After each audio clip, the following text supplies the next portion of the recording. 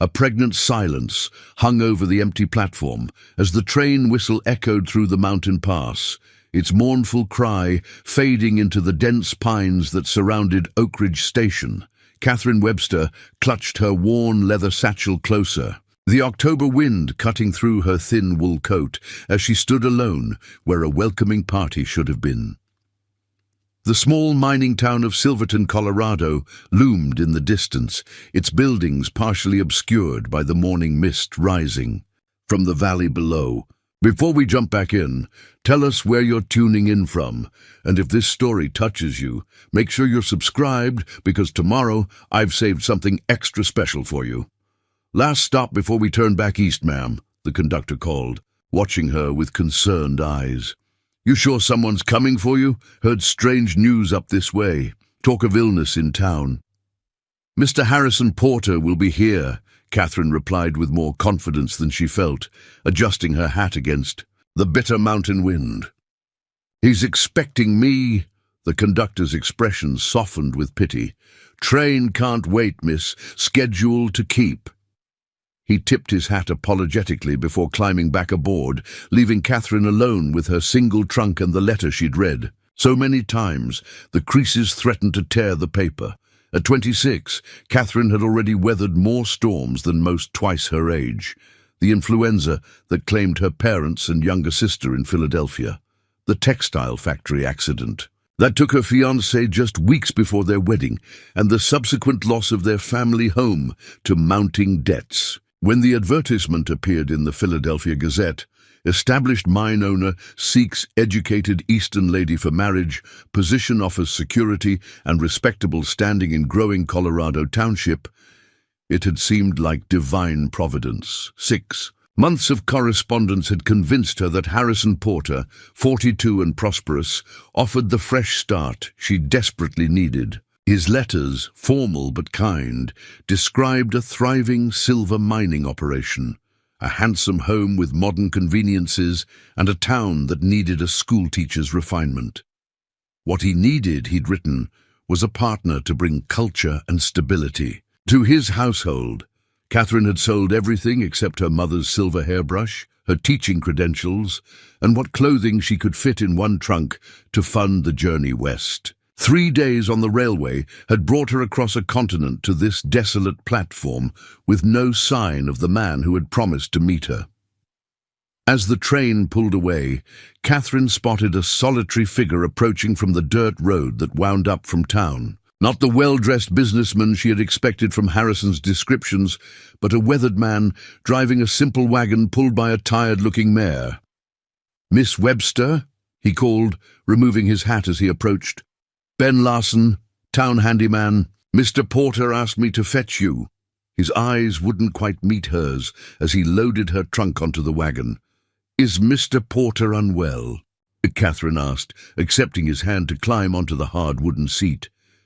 Ben's hesitation told her everything before he spoke a word. "There's a situation in town, miss. Fever came through the mining camp 3 weeks back, spread fast. Town's under quarantine by order of the county." The world seemed to tilt beneath Catherine as she processed this revelation. "And Mr. Porter, is he ill?" "No, ma'am," Ben replied, flicking the reins to set the horse in motion. "He's fine, physically speaking, but—" He stared straight ahead, at the road.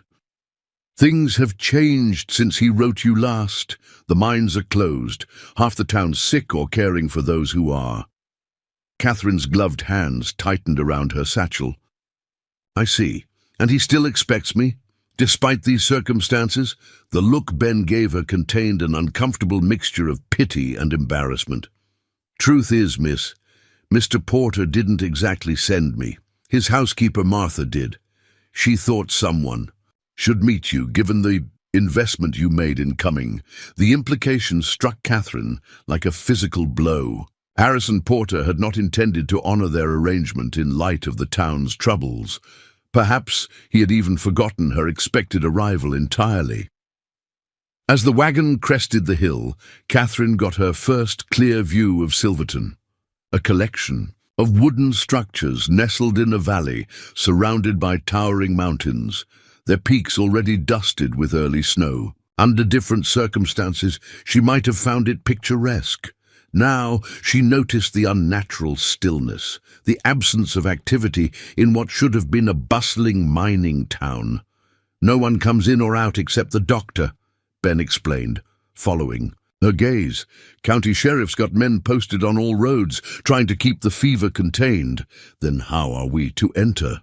Catherine asked, pulse quickening with alarm. "Dr. Grant has a pass to tend the sick in neighboring homesteads. He'll be heading back in at sundown. Sheriff lets him through a back trail. I'll see if he'll take you with him." Ben looked apologetic. "Only way in, unless you want to wait out the quarantine at the way station, could be weeks." Catherine felt the foundations of her carefully constructed plans crumbling. She had exactly $12.43 remaining after her journey. The next eastbound train wasn't due for 3 days, and she had nowhere to return to, even if she could afford passage. "Does this Dr. Grant have room for a passenger?" she asked, practicality asserting itself through her shock. "He keeps to himself mostly. Lives outside town proper, up in an old homestead that belonged to his father. Folks respect him, but he's particular about his solitude since he came back from the war." Ben adjusted his hat nervously. "He might not take kindly to the imposition, but he's a decent man underneath it all." The wagon rattled along the rough mountain road toward a small cluster of buildings that Ben identified as Crawford Junction, little more than a general store, a small church, and a way station for travelers. Catherine's mind raced with calculations and contingencies. Her teaching credentials might secure a position somewhere, if not in Silverton, then perhaps in Denver or another city. But she would need funds to travel, accommodations, until employment could be found. "Mr. Porter and I had an agreement," she said finally, squaring her shoulders. "I've traveled across the continent on that understanding. I intend to speak with him directly before making any decisions about my future." Ben looked uncomfortable. "Miss Webster, you should know." Mr. Porter was counting on the silver mine's autumn profits to establish his household. With the mine closed and men sick, those profits haven't materialized. His circumstances aren't what he represented to you.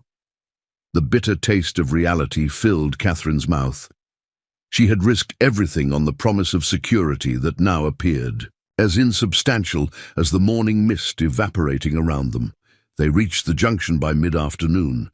The way station was a simple 2-story structure with peeling paint and a sagging porch, but it appeared clean and well-maintained. The proprietress, a stern-faced widow named Mrs. Hollister, eyed Catherine with undisguised curiosity as Ben explained the situation. "I can offer you a room for tonight," Mrs. Hollister said, her New England accent still sharp despite years in the West.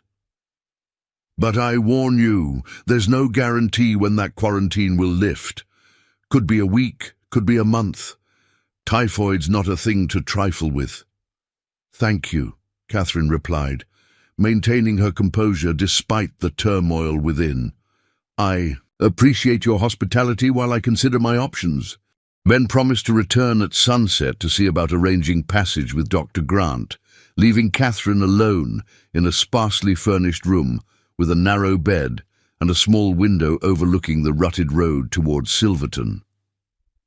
She unpacked only her nightgown and a fresh shirtwaist for tomorrow, unwilling to admit through more extensive unpacking that her stay might be prolonged. As the afternoon shadows lengthened across the wooden floor, Catherine found herself fighting waves of despair. Her practical nature had always been her strength, allowing her to navigate loss and hardship with determined dignity. But even practicality required some foundation of resources or opportunity, and both seemed in short supply at this remote mountain crossroads. The sound of hoofbeats drew her to the window just as the sun dipped behind the western mountains. A lone rider approached on a powerful black horse, his broad-shouldered silhouette outlined against the darkening sky. He dismounted with fluid grace that belied the stiffness in his left leg as he tied his horse to the hitching post. Even from her second-floor vantage point, Catherine could sense a formidable presence in the man's bearing, a contained energy that suggested both physical strength and carefully controlled emotion. This, she guessed, must be the reclusive Dr. Grant that Ben had mentioned.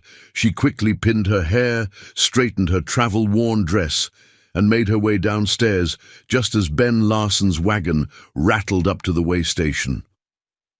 Through the front, her window, she watched the handyman approach Dr. Grant with visible deference, explaining something with animated gestures that occasionally pointed toward the way station. The doctor's expression, what she could see of it beneath his broad-brimmed, had remained impassive throughout the conversation. He shook his head once, definitively, causing Ben's shoulders to slump. The rejection was clear, even before the handyman turned toward the way station with resigned steps. Catherine drew herself up to her full height and stepped onto the porch before Ben could deliver the refusal. If she was to be denied entry to Silverton, she would hear it directly and state her case personally. "Dr. Grant," she called, descending the steps with measured dignity. "I'm Catherine Webster." The doctor turned, and Catherine found herself fixed by the most penetrating grey eyes she had ever encountered. His face was all angles and planes, high cheekbones, strong jaw partially obscured by a neatly trimmed beard, and a straight nose that had clearly been broken at least once. He might have been anywhere between 35 and 45. The weathering of his skin from sun and mountain winds made precise age difficult to determine. "Miss Webster," he acknowledged with a curt nod. His voice was deep and rough-edged, as though rarely used. "Mr. Larson has explained your predicament. I regret I cannot help. The quarantine exists for good reason." "I understand the purpose of quarantine, Doctor," Catherine replied. "I nursed through the influenza epidemic in Philadelphia. I'm well versed in proper precautions and willing to accept the risk." Something flickered in his expression. Surprise, perhaps, or reassessment. Noble sentiments, but irrelevant. "The sheriff won't allow entry except for medical necessity." "Then I'll present myself as your medical assistant," Catherine countered. "Surely another trained pair of hands would be valuable with half the town ill." Dr. Grant's eyebrows rose slightly. "Are you a nurse, Miss Webster?" "A teacher by profession," she admitted, "but experienced with sickbed care. More importantly, I have an agreement with Mr. Porter that I intend to honor, regardless of changed circumstances." "Porter." The doctor's mouth tightened around the name. "You're his mail-order bride." The crude terminology stung, but Catherine refused to show it. "We had a mutual arrangement based on correspondence and shared needs. I've upheld my part by journeying here. I expect at minimum the courtesy of discussing the matter with him directly." Ben shifted uncomfortably beside them. "Doctor, she's got nowhere to go. Spent everything getting here." Dr. Grant's piercing gaze hadn't left Catherine's face. She felt as though he were reading every line of her history, every calculation of her present desperation. She returned his scrutiny without flinching, chin lifted slightly in silent challenge. After a long moment, he gave a single, sharp nod. "Be ready at dawn. Bring only what you can carry yourself. The trail isn't suitable for wagons, and we'll need to avoid the main road." Relief flooded through Catherine, closely followed by wariness. "Thank you, Doctor. May I ask why you've reconsidered?" His expression remained unreadable. "Silverton needs a school teacher more than ever now. Children have been confined for weeks, with no routine or education. Idle minds breed fear, and fear is as dangerous as any fever in a quarantine situation." He turned back to his horse, effectively ending the conversation. "Dawn, Miss Webster, I won't wait." As he mounted and rode away, disappearing into the gathering darkness, Catherine felt the first genuine hope since stepping off the train. Tomorrow, She would reach Silverton and face whatever awaited her there: an unwilling groom, a town in crisis, and a future utterly different from what she had planned. Preparing and narrating this story took us a lot of time, so if you are enjoying it, subscribe to our channel. It means a lot to us. Now back to the story. Mrs. Hollister appeared beside her on the porch, arms folded across her substantial bosom. "Well, that's a sight I never expected to see," the older woman remarked. "Dr. Nathaniel Grant rarely changes his mind once it's set. You must have made quite an impression." "Nathaniel Grant," Catherine repeated, testing the name. "What can you tell me about him?" The waystation keeper studied her shrewdly. "Brilliant physician by all accounts. Trained at Harvard Medical School, then served as an army surgeon during the war. Came back changed, like so many did. His father was Silverton's doctor before him. Old Doc Grant delivered half the town over 40 years. When he passed 3 years back, Nathaniel returned to take up the practice, though many thought he'd stay in Boston with his prestigious hospital position." "He seems austere," Catherine observed. Mrs. Hollister's laugh held little humor. "That's a gentle way of putting it. Man's got walls higher than the mountains around us. Lost his wife and unborn child to fever during the war while he was overseas, saving other men's lives. Some wounds don't heal clean, especially those of the heart." Catherine absorbed this information thoughtfully. A widower who had retreated from society after profound loss, not unlike herself in some respects, though she had chosen a different path forward. "Come eat something," Mrs. Hollister urged. "You'll need your strength for tomorrow. That hidden trail of his isn't for the faint-hearted, especially carrying luggage." Later, in the stillness of her sparse room, Catherine sorted through her belongings by lamplight, deciding what necessities could fit in her satchel and what must remain in the trunk that Ben had promised to store until the quarantine lifted. Her mother's silver hairbrush, a small framed photograph of her family, her teaching credentials and reference letters, 2 changes of clothing, basic toiletries, and her most practical shoes. As she folded her second-best dress, her fingers brushed against Harrison Porter's letters, still tucked in the side pocket where she had kept them throughout her journey. She pulled them out, rereading the carefully penned promises of prosperity and respectability that had drawn her across a continent. Had he ever intended to honor them? Or had circumstances truly changed so dramatically that he could justify abandoning their arrangement without so much as a message to the station?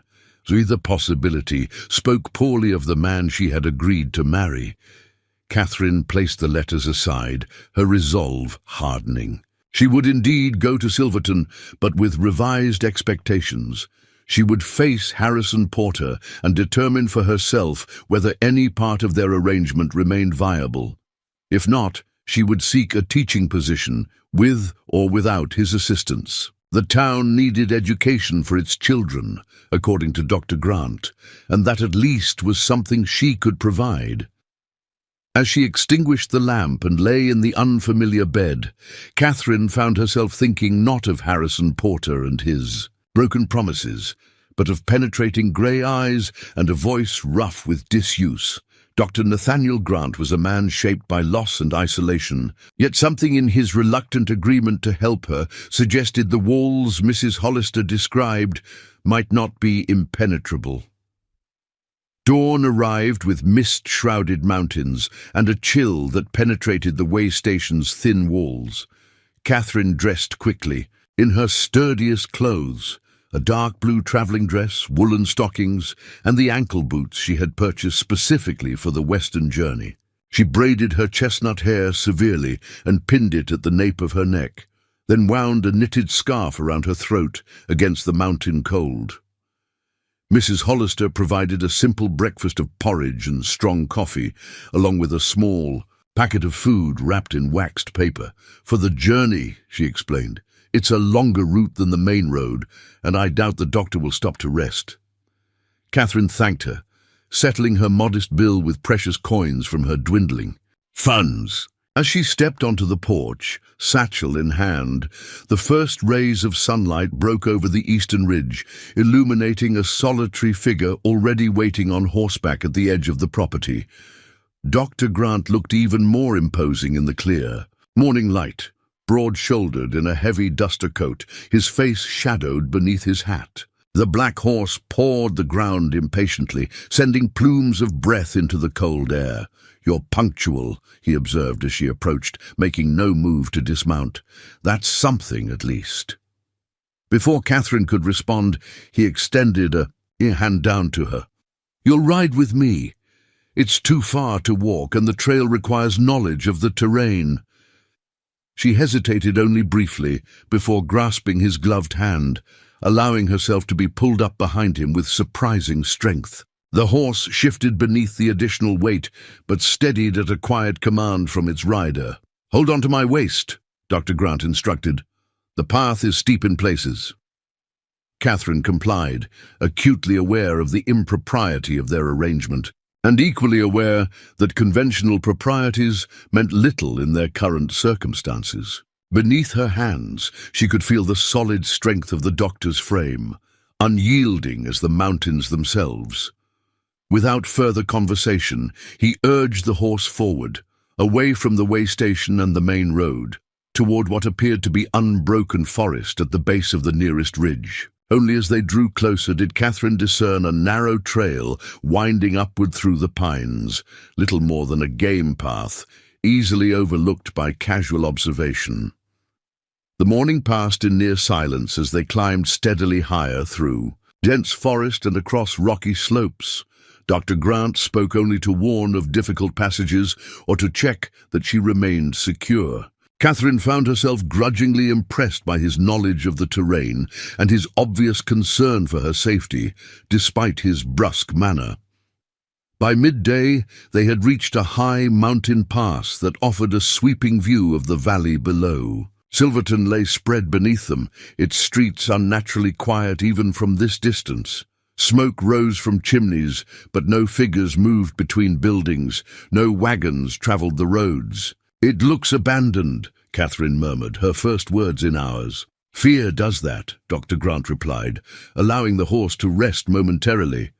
"Quarantine creates two prisons, physical confinement and the confinement of fear. The latter is often more destructive. Is the situation truly as dire as it appears?" she asked. He was silent for a long moment before answering. 23 dead so far. 47 are still ill. Some will recover, others won't. The fever burns differently in each person." The clinical detachment in his voice didn't quite mask the underlying tension that Catherine recognized as controlled anguish. This man felt each loss, whether he acknowledged it or not, and yet you continue to enter and leave the quarantine zone, she observed, at considerable risk to yourself. "I'm a doctor," he stated simply, as if that explained everything. Perhaps for him it did. They descended into the valley by a route that circled wide of the main road and its sheriff's checkpoint. By late afternoon, they approached Silverton from the northeast through a stand of aspen trees whose golden leaves trembled in the slight breeze. As they emerged from the tree line, Catherine glimpsed a substantial log structure set apart from the main settlement. A two-story home with a smaller attached building that appeared to be a medical office.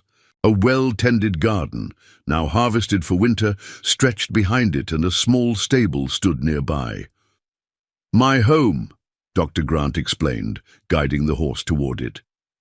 "You'll stay here tonight. Tomorrow will determine your next steps regarding Porter." Catherine felt a rush of gratitude tempered with uncertainty. "That's very kind, but I wouldn't want to impose—" "It's not kindness," he interrupted. "It's practicality. You can't enter town proper until you've been cleared of symptoms, and I need to examine you before risking the health of others. Basics. Quarantine protocol, of course. How could she have forgotten such fundamental precautions? I understand, Doctor. Thank you for explaining." A flicker of something that might have been surprise crossed his features, as though he had expected, argument rather than compliance. The moment passed quickly as they reached the house, and he dismounted, then helped her down with careful hands that released her immediately once she was steady. "My housekeeper, Mrs. Coleman, will show you to a room," he said, leading the horse toward the stable. "I have patients to check before nightfall." As if summoned by her name, an older woman appeared on the porch, her silver hair pulled back in a severe bun, her expression openly curious as she assessed Catherine. "Another stray, doctor?" she called, her tone suggesting this was not an unprecedented occurrence. Dr. Grant didn't turn as he continued toward the stable. "Miss Webster is a teacher, Mrs. Coleman. She arranged to marry Porter, but arrived to find the town quarantined. She'll need accommodations until matters can be sorted." Catherine approached the porch, extending her hand politely. "Catherine Webster." "I appreciate your hospitality, Mrs. Coleman." The housekeeper's handshake was firm, her appraisal direct but not unkind. "Agnes Coleman. Hope you don't mind plain speaking, because that's all you'll get from me.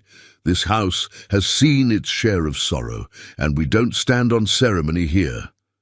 "Plain speaking suits me perfectly," Catherine replied with genuine relief. After months of Harrison Porter's formal, carefully composed letters, directness felt refreshingly honest. Agnes nodded approvingly. "Good. Then you should know Porter's not worth crossing the street for, let alone a continent. Man's all polish on the outside, rot underneath. Come inside before you catch your death in this mountain air." As Catherine followed the housekeeper into the doctor's home, she felt the weight of uncertainty lift slightly from her shoulders. Whatever tomorrow might bring, tonight she had shelter, and the counsel of at least one person who wouldn't shroud the truth in courtesy. The house's interior surprised her with its simple elegance. Well-crafted furniture, shelves lined with books, clean pine floors covered in places with woven rugs. It spoke of comfort without ostentation, of a mind that valued quality and function over display. "Doctor's late wife had a good eye," Agnes commented, noting Catherine's appreciation. "Elizabeth Grant was a Boston society girl, but she had more sense than most of her kind, made this place a proper home during the short time she had."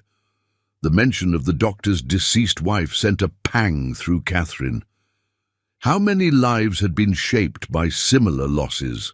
Her own path diverted by death, Dr. Grant's promising career redirected by personal tragedy, and now the town of Silverton collectively transformed by the current epidemic. Agnes showed her to a small but comfortable bedroom on the second floor, its window offering a view of the town below and mountains beyond. "Rest a bit," the housekeeper advised. "Supper's at 7.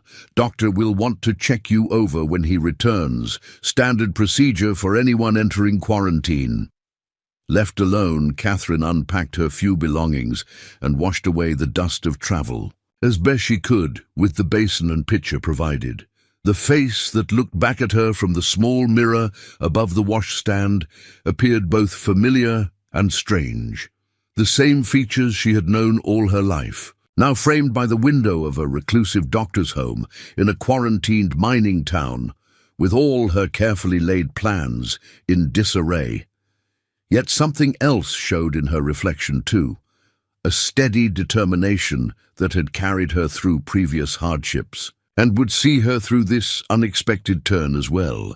Tomorrow she would confront Harrison Porter and whatever truth awaited her in Silverton. Tonight she would gather her strength and prepare for whatever path might open before her. Catherine's medical examination that evening proved mercifully brief. Dr. Grant maintained a clinical detachment as he checked her lungs, heart, and throat. His touch impersonal through surgical gloves. No fever, no cough, no visible symptoms of typhoid. His verdict came with a hint of relief that he quickly masked behind professional stoicism. "You appear healthy, but you'll need to remain here for observation for at least 3 days before entering town proper. Standard quarantine protocol." "And then I can meet with Mr. Porter?" Catherine asked, rebuttoning the collar of her blouse. Shadow crossed the doctor's face. Porter's situation has changed significantly since he began corresponding with you. So Mr. Larson mentioned. The mine closure affected his finances. Dr. Grant's jaw tightened almost imperceptibly. Among other things, we'll discuss Porter tomorrow. You should rest after your journey. Despite physical exhaustion, sleep eluded Catherine that night. The unfamiliar creaks of the doctor's house, the distant cough of someone in town carried on the night breeze, and the weight of uncertainty about her future combined to keep her mind racing well past midnight. When she finally succumbed to sleep, her dreams were fragmented images of Philadelphia's crowded sick rooms during the influenza epidemic, now populated with the faces of people she had yet to meet in Silverton. Morning arrived with pale sunlight and the aroma of coffee drifting up from below. Catherine dressed carefully in her second-best dress, a deep green wool that complemented her eyes and lent her confidence she desperately needed. Whatever confrontation awaited with Harrison Porter, she would face it with dignity. She found Agnes in the kitchen, kneading bread dough with powerful, flour-dusted hands. A cup of coffee sat waiting at the table. Doctor's been called to Jensen Place, Agnes explained without preamble. Baby coming early. Said to tell you he'll take you to town when he returns, likely mid-afternoon. Catherine sipped the strong coffee, welcoming its fortifying bitterness. I understand Mr. Porter's circumstances have changed substantially. Agnes's hands stilled in the dough. That's what they're calling it? She shook her head with obvious disgust. Man's a coward, and a fool is what changed. When typhoid hit the mining camp, Porter panicked, tried to leave town before the quarantine came down. Sheriff caught him at the pass. He attempted to abandon his business, his responsibilities. The revelation struck Catherine hard, though. She maintained her composure, claimed he had investors to meet in Denver. Agnes resumed her kneading with renewed vigor. Left his foremen and workers to fend for themselves once they started falling ill. Then when the sheriff forced him back, he barricaded himself in that big house of his, refusing to help with the sick or contribute resources. Each word dismantled another piece of the careful image Harrison Porter had constructed in his letters. The community leader, the principled businessman, the man seeking a respectable wife to complete his established life. Catherine felt a complex mixture of disappointment and strange relief. Better to discover his true character now than after binding herself legally to such a man. I appreciate your candor, Mrs. Coleman. It seems I've had a fortunate escape, despite the difficult circumstances. Agnes eyed her appraisingly. You're taking it better than most would. Expected tears, at least. Catherine smiled faintly. I've learned that tears rarely improve difficult situations. What I need now is to assess my options realistically. Sensible approach. Agnes nodded approvingly as she shaped the dough into loaves. Though options are limited with the quarantine. No one in, no one out until the fever breaks completely. Could be weeks yet. Then I'll need employment and accommodation in the interim. Catherine's mind was already categorizing possibilities. You mentioned children earlier. Is there a school in Silverton? Small one, run by Reverend Simmons's wife before she took ill. Closed now, like most everything else. Agnes slid the bread pans into the oven. Town could use someone to mind the children, give the healthy parents room to tend the sick. Most little ones are just running wild or shut up in houses, growing more restless by the day. The seeds of an idea began to take root in Catherine's mind. Perhaps I could offer temporary lessons, even if the school building remains closed. Small. Groups in homes or outdoors while the weather permits. Basic education to maintain routine and provide distraction from the crisis. Agnes studied her with newfound respect. Might work. Parents would be grateful, and it would give you purpose while sorting out longer-term arrangements. Their conversation continued through breakfast, with Agnes providing a detailed overview of Silverton's layout, prominent families, and current situation. The epidemic had started in the mining camp 3 weeks earlier, likely carried by a traveler from Denver, and spread rapidly through the close quarters of the miners' bunkhouses before reaching town. Dr. Grant had recognized the symptoms immediately and called for quarantine, but not before significant exposure had occurred. "Doctor's been fighting this battle on 3 fronts," Agnes explained. "Treating the sick, preventing further spread, and managing the fear that's done almost as much damage as the fever itself." By mid-morning, Catherine felt restless waiting for Dr. Grant's return. "Is there anything I might do to assist you?" she asked Agnes, who was now sorting dried herbs from the garden. The housekeeper handed her a basket.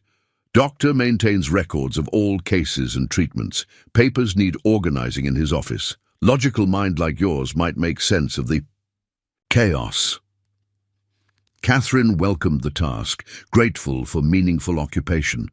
The doctor's office, connected to the main house by a short hallway, was a study in controlled disorder. Every surface covered with medical texts, patient ledgers, and hastily scribbled notes. The organization system, if one existed, wasn't immediately apparent. She began systematically, grouping patient records alphabetically, then by household, creating a visual map of the fever's progression through town. Dr. Grant's handwriting, though hurried, was remarkably legible. Precise observations of symptoms, treatments administered, and outcomes noted without embellishment. Between the clinical notations, Catherine discerned the narrative of the past 3 weeks. The doctor's initial alarm upon diagnosing the first cases, his increasingly urgent requests for quarantine enforcement, his methodical tracking of who had been exposed and who remained vulnerable. The ledgers revealed a mind both scientific and deeply concerned with individual lives. Each patient was a person to him, not merely a case. She was so absorbed in the work that Dr. Grant's voice startled her when he finally returned early that afternoon. "You've reorganized my records." His tone was neutral as he surveyed her work. Catherine stood, brushing dust from her skirt. "Mrs. Coleman suggested I might be useful. I hope I haven't disrupted your system." "What system?" The ghost of a smile flickered across his face, the first she had seen. "This is more orderly than they've been since the outbreak began." He moved closer to examine her categorical arrangement. "You've mapped the contagion pattern." It seemed logical to visualize the spread. Catherine indicated the groupings she had created. These households were affected first, all connected to miners who worked the same shaft. Then these families along Water Street likely exposed themselves. At Sunday services before symptoms appeared, the outlying farms have largely been spared, except where direct contact occurred. Dr. Grant studied her work with undisguised interest. "You have an analytical mind, Miss Webster. Teaching requires organization," she replied, unexpectedly pleased by his approval, "particularly when managing multiple grade levels in one classroom, as I did in Philadelphia." He nodded, then seemed to remember the purpose of their planned outing. "You still wish to speak with Porter?" "Yes." Her resolve hardened at the thought of confronting the man who had drawn her across a continent on false pretenses. "I believe directness is required, given the circumstances." "Very well." He removed his medical bag to a shelf and collected his hat. "We'll go now while daylight remains." Porter's house is at the north end of town, isolated from his neighbors by both geography and temperament. The walk into Silverton proper was sobering. Streets that should have bustled with mining town activity lay silent, with only occasional figures hurrying between buildings, faces covered with cloth masks similar to the one Dr. Grant had insisted Catherine wear. Curtains twitched as they passed, but few residents ventured out to greet the doctor, despite the respectful nods he received from those they encountered. "They fear contagion," he explained, noting her observation of the town's unnatural stillness. "Rationale, But the isolation compounds suffering. Humans need connection, especially in crisis. It was the most philosophical statement she had heard from him, offering a glimpse of the man beneath the clinical exterior. Before she could respond, they rounded a bend in the road, bringing into view an imposing two-story house set apart from neighboring buildings. Unlike the functional structures that comprised most of Silverton, Porter's residence featured ornate, trim, a wraparound porch and decorative gables that seemed ostentatious in the rustic mining town. Paint that had once been white had weathered to a dull grey, giving the elaborate house a ghostly appearance in the afternoon light. "Quite a statement," Catherine murmured. "Porter built it to impress mining investors," Dr. Grant replied. Form over substance, a recurring theme with him. As they approached the gate, a curtain moved in an upper window. Someone had observed their arrival, but made no move to greet them. Dr. Grant's knock on the front door echoed hollowly, followed by prolonged silence before footsteps finally approached. From within, the door opened just enough to reveal a middle-aged man whose once fine suit hung loosely on his frame. Thinning hair pomaded severely across his scalp, and a wax moustache failed to disguise the signs of dissipation in his flushed face and watery eyes. Harrison Porter bore only passing resemblance to the prosperous, dignified businessman Catherine had envisioned from his letters. "Dr. Grant," Porter's voice held clear resentment, "I'm not ill, despite your persistent inquiries. I've followed isolation protocols precisely. I'm not here in a medical capacity." Dr. Grant's tone sharpened. "Miss Catherine Webster has arrived from Philadelphia. I believe you were expecting her." Porter's bloodshot eyes widened as they fixed on Catherine, recognition and dismay washing over his features in quick succession. "Miss Webster," he managed, voice strained, "your arrival is unexpected, yet not unannounced," Catherine replied evenly. "Our correspondence confirmed my arrival date several weeks ago." Porter's hand tightened on the door, as if considering closing it. Dr. Grant's boot subtly shifted forward, preventing that possibility with quiet authority.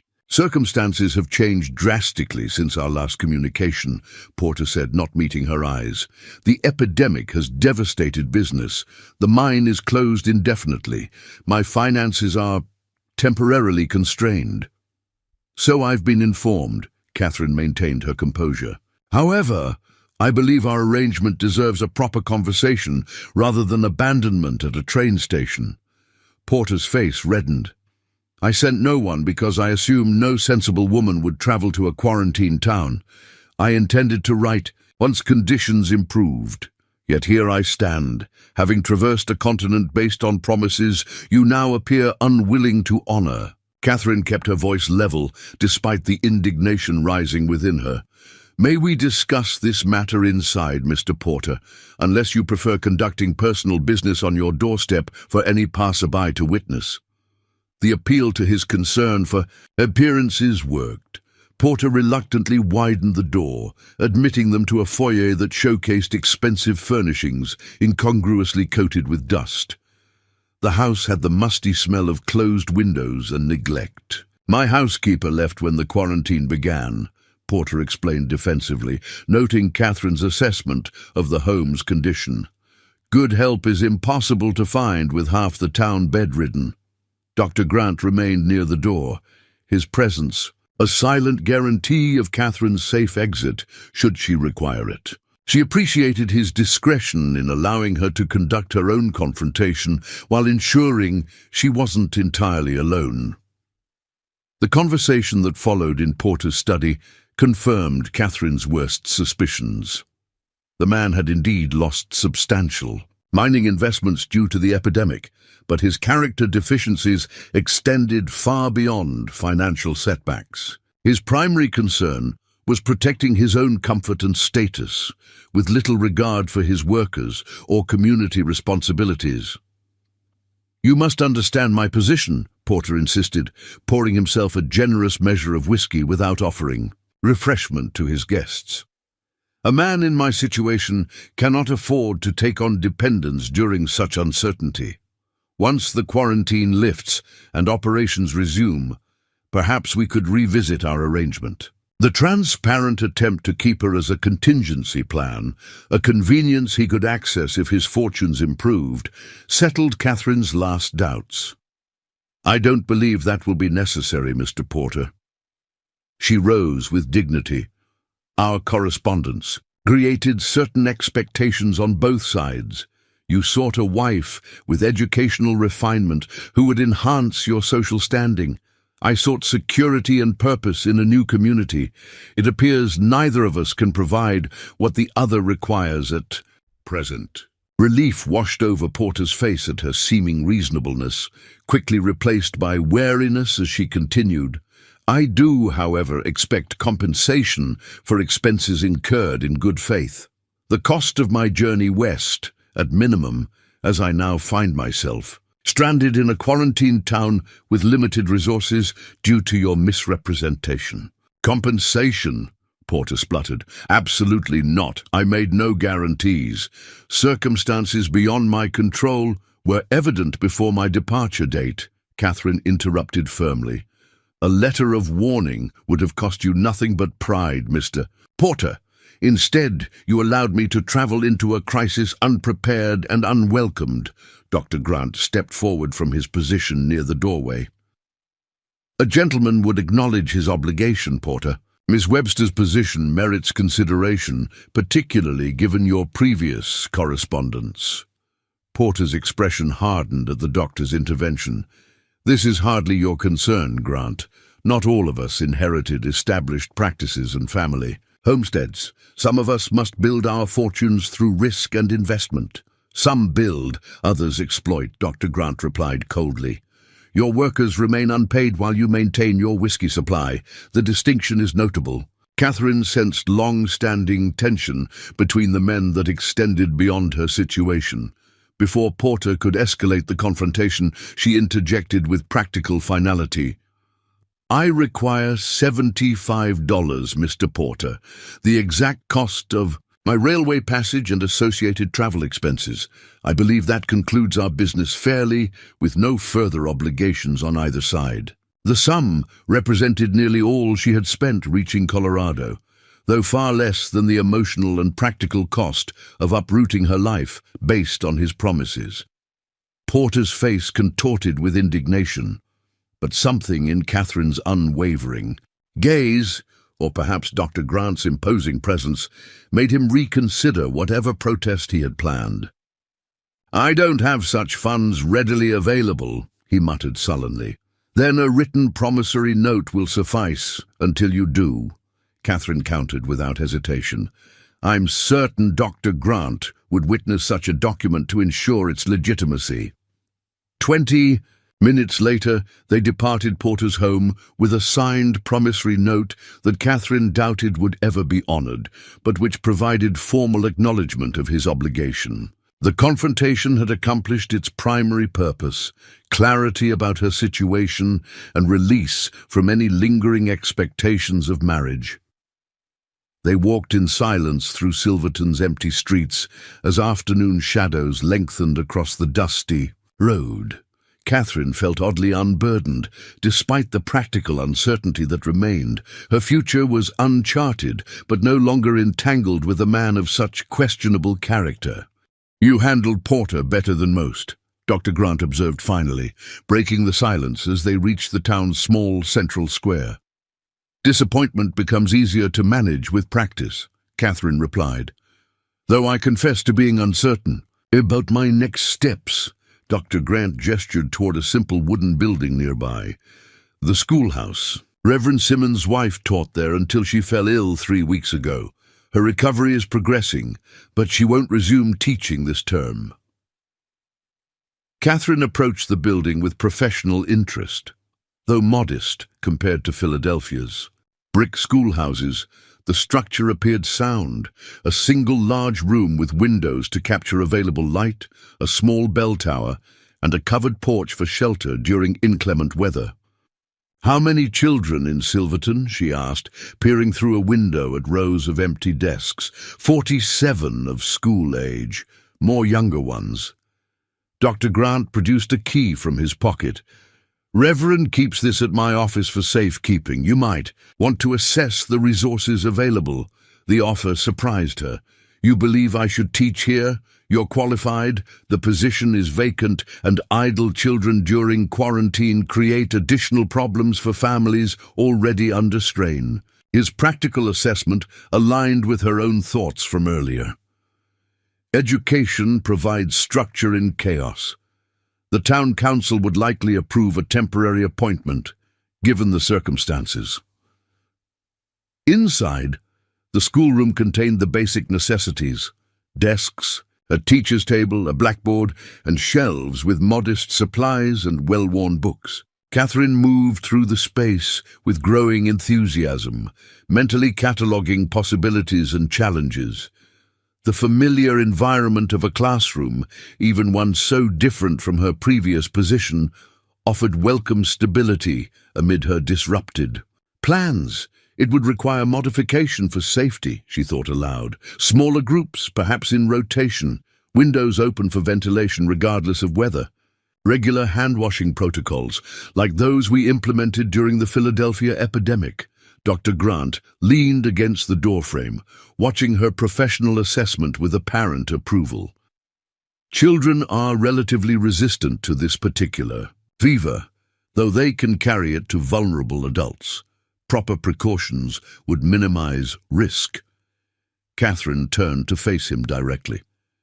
"Would you support my application to the town council?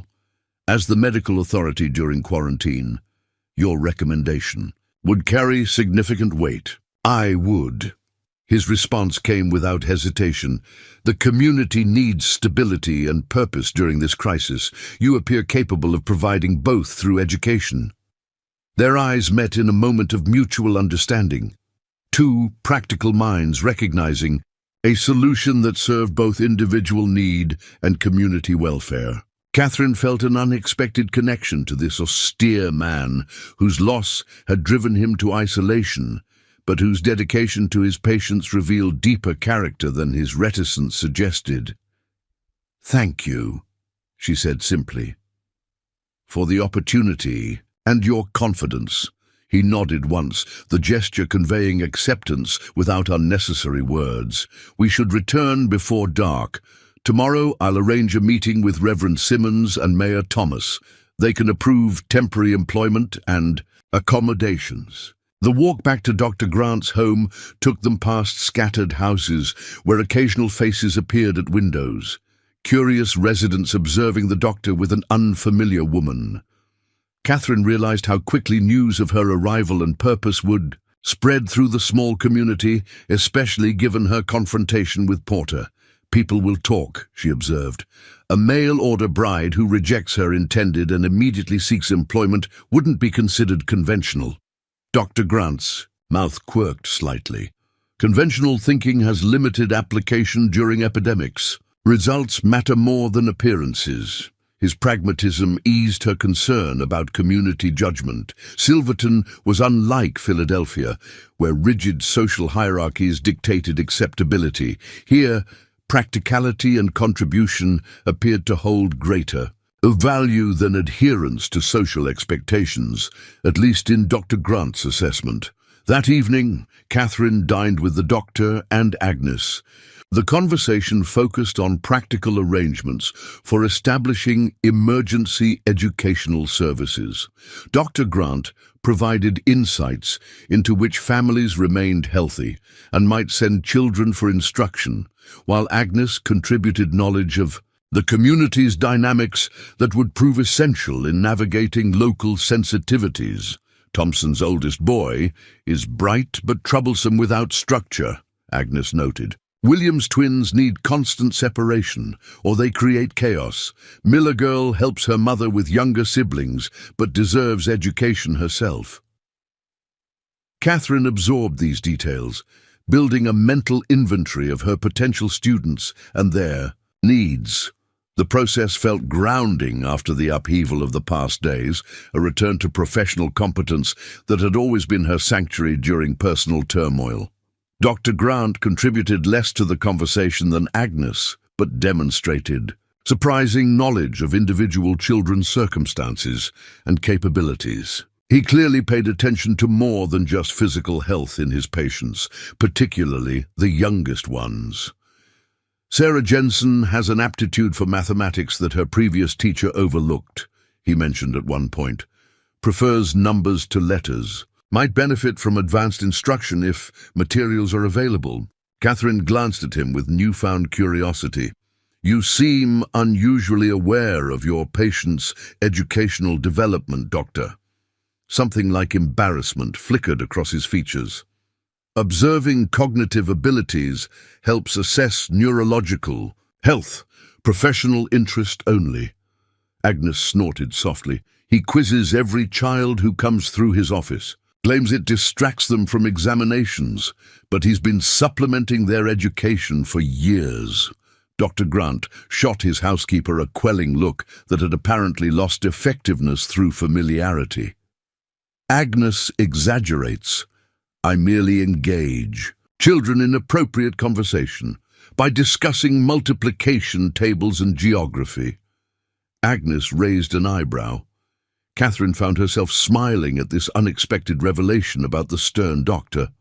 Your secret educational contributions are safe with me, Dr. Grant. A brief answering smile transformed his features momentarily, softening the severe lines of his face and reaching his grey eyes with surprising warmth. The expression vanished quickly, but its impact lingered in Catherine's awareness of the complex man beneath the austere exterior.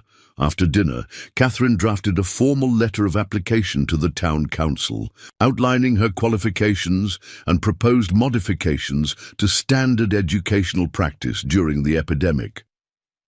Dr. Grant provided paper and ink from his office, then left her to work without interruption while he reviewed patient records in the adjoining room. The familiar process of professional presentation steadied her further. Whatever uncertainty remained about her long-term prospects, she had identified a path forward that utilized her skills and addressed immediate needs. Porter's rejection, viewed through this lens, increasingly appeared fortuitous rather than disastrous. Later, as she prepared for bed, Catherine found herself reflecting on the unexpected turn her journey had taken. She had left Philadelphia seeking security through marriage to a stranger, only to find herself creating an independent role in a community facing extraordinary challenges. The path ahead remained uncertain, constrained by quarantine and limited resources, yet somehow contained more possibility than the future she had originally envisioned as Harrison Porter's wife. A soft knock at her door interrupted these reflections. Agnes stood in the hallway, arms laden with fabric. Found these in the storage trunk, the housekeeper explained, placing several neatly folded garments on the bed. Elizabeth Grant's clothes, near your size, perhaps with minor adjustments. More practical than your city dresses for teaching during uncertain times. Catherine touched the sensible skirts and shirtwaists with appreciation for both the practical gift and the sentiment behind it. Are you certain Dr. Grant wouldn't object?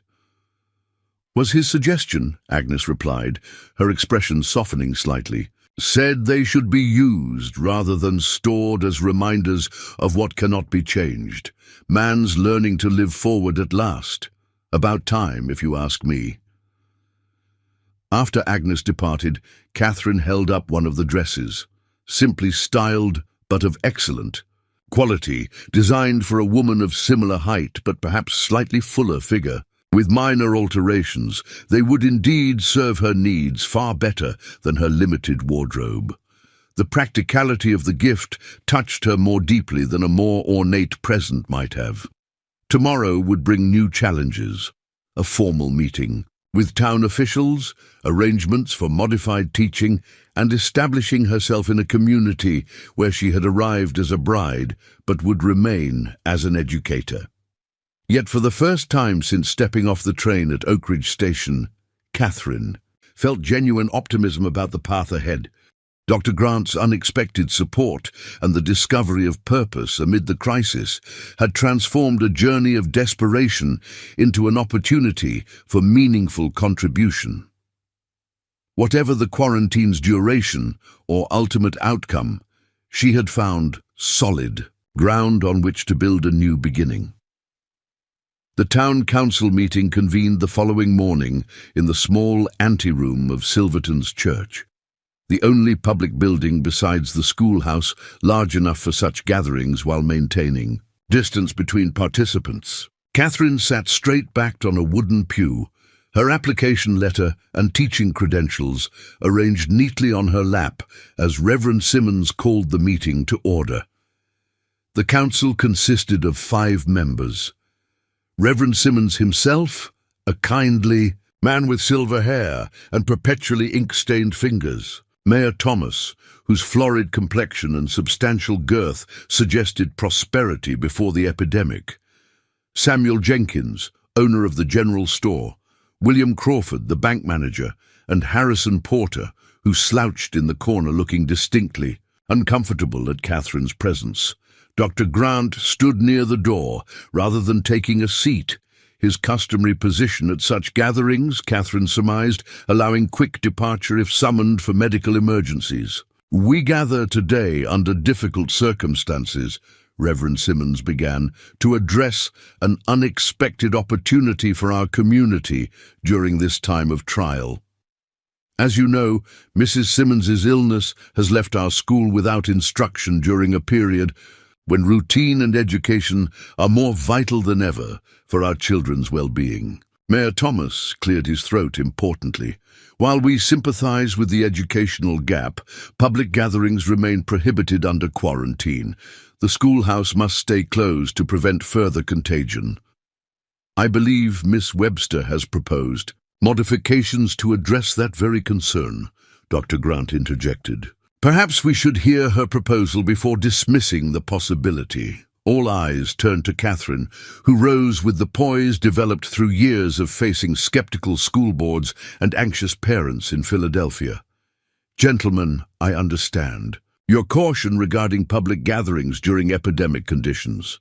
I witnessed similar concerns during Philadelphia's influenza outbreak and developed protocols that allowed limited education to continue without increasing transmission risks." She outlined her plans succinctly: outdoor classes, while weather permitted, divided into small age-based groups, meeting on alternate days, strict hand-washing requirements, and individual materials rather than shared resources.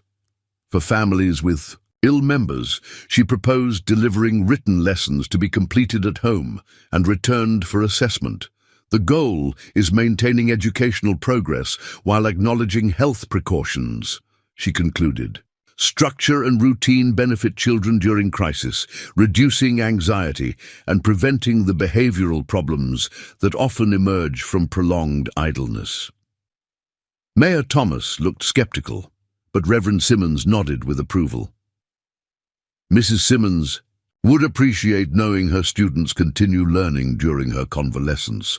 I believe your credentials and experience speak for themselves, Miss Webster. What credentials exactly? Porter spoke for the first time, his tone dismissive. We know nothing about Miss Webster beyond her own assertions. She arrived here under unusual circumstances. Catherine met his gaze steadily. My teaching certificate and letters of recommendation are available for your examination, Mr. Porter. 6 years at Maplewood Academy in Philadelphia should provide sufficient evidence of my qualifications. William Crawford, the banker, frowned thoughtfully. While I don't question your professional background, Miss Webster, there is the matter of propriety. A young, unmarried woman arriving as a mail-order bride, then immediately seeking employment when that arrangement falters, it creates talk. Silverton maintains certain standards despite our frontier location. Standards that apparently permit men to abandon workers during crisis and renege on written agreements, Dr. Grant observed dryly. Perhaps our priorities warrant reconsideration. Porter bristled visibly at the implied criticism. Not all of us were born to privilege and inheritance, Grant. Some of us built our positions through risk and investment, and some abdicate responsibility. When risks materialize, the doctor countered, Miss Webster has demonstrated more courage facing this epidemic than many long-term residents. Her qualifications and character should outweigh gossip about her arrival circumstances. The tension between the two men crackled in the small room. Catherine recognized the danger of allowing the discussion to devolve into personal animosity that might overshadow her proposal. "Gentlemen," she interjected firmly, "whatever circumstances brought me to Silverton, I find myself here during a community crisis with skills that may prove useful. I seek only the opportunity to contribute while supporting myself during the quarantine period. When travel restrictions lift, my long-term arrangements can be reconsidered." Samuel Jenkins, who had remained silent throughout the exchange, finally spoke. "My Eliza mentions the Cooper children running wild since school closed. Breaking windows at the Mercantile last week. Structure might benefit everyone, not just the young ones." This practical consideration seemed to sway the undecided council members. After further discussion of logistics and compensation, a modest sum plus temporary accommodation in the rooms above the schoolhouse, the vote proceeded. 4 in favor, with only Porter opposing, his objection noted but overruled. "Congratulations, Miss Webster," Reverend Simmons announced. "You are hereby appointed temporary teacher for Silverton's children during this quarantine period. May God bless your efforts to bring light during dark days." Catherine accepted the position with genuine gratitude, though she noted the temporary designation with clear understanding. Her place in Silverton remained contingent, her future beyond the epidemic uncertain. Still, she had secured purpose and independence for the immediate crisis, no small victory given her arrival circumstances. As the meeting concluded, Porter brushed past her with barely concealed hostility. "You've aligned yourself with the wrong faction in this town, Miss Webster," he muttered. "Grant's influence won't protect you indefinitely." Before she could respond, he departed, leaving her puzzled by the implied threat. Dr. Grant approached as the other council members dispersed. "Porter's pride is wounded," he explained, having overheard the exchange. "He expected your desperation to overcome your discernment regarding his character. Finding you capable of creating alternatives challenges his perception of his own importance. There appear to be existing tensions beyond my situation," Catherine observed as they left the church. Dr. Grant's expression tightened. "Silverton has divided perspectives on community responsibility during crisis. Porter represents those who prioritize individual interests above collective welfare. The epidemic merely highlighted divisions that already existed." They walked toward the schoolhouse, which would become Catherine's workplace and temporary home. Once preparations were complete, the autumn sunlight illuminated the simple building with surprising beauty, golden light catching on the bell tower and warming the weathered wood. "I'll need a day to prepare the rooms upstairs for habitation," Catherine noted, mentally cataloguing necessary tasks. "And to organize materials for modified instruction." "Agnes insisted on helping," Dr. Grant replied. "She'll bring cleaning supplies this afternoon. I've arranged for Jenkins to deliver basic provisions from the Mercantile to establish your household." The thoughtfulness of these arrangements touched Catherine deeply. "You've done so much already, Dr. Grant. I'm not certain how to adequately express my gratitude." "Nathaniel," he said unexpectedly, "if we're to be colleagues of sorts during this crisis, Dr. Grant seems unnecessarily formal." The invitation to use his given name suggested a shift in their relationship, from temporary guardian to professional equal. Catherine smiled, pleased by this evolution. "Thank you, Nathaniel, though I imagine you'll remain Dr. Grant to my students regardless." A shadow of answering warmth crossed his features. Children rarely recognize adults as having first names at all. I've made peace with my professional identity, superseding personal designation. Their conversation continued as they examined the schoolhouse together, discussing practical modifications for safety and educational effectiveness. Catherine found herself increasingly comfortable in Nathaniel Grant's company, his taciturn nature balanced by unexpected insights and dry humor that emerged when discussing children or community dynamics. By late afternoon, the schoolhouse transformation was well underway. Agnes arrived with armloads of cleaning supplies and immediately set to work on the upstairs rooms. Her vigorous scrubbing, accompanied by running commentary on previous occupants and local history. Several mothers, hearing of Catherine's appointment, stopped by with offers of household items, a patchwork quilt, cooking utensils, preserved foods, small kindnesses that suggested community acceptance despite her unconventional arrival. As twilight approached, Catherine stood on the schoolhouse porch, watching the quiet street with a growing sense of purpose. Nathaniel had returned to his medical rounds, but promised to check on her progress the following day. Agnes remained, upstairs, determined to make the living quarters properly habitable before nightfall. The sound of approaching footsteps drew Catherine's attention to a woman making her way purposefully toward the schoolhouse. Approximately 50, with steel-grey hair pulled severely back and clothes of expensive but somber design, she carried herself with the confidence of established authority. "You must be Miss Webster," the woman stated without preamble as she reached the porch steps. "I am Constance Harrington, president of Silverton's Ladies' Auxiliary and school board secretary." Catherine greeted her with appropriate formality, recognizing the assessment taking place behind Mrs. Harrington's shrewd eyes.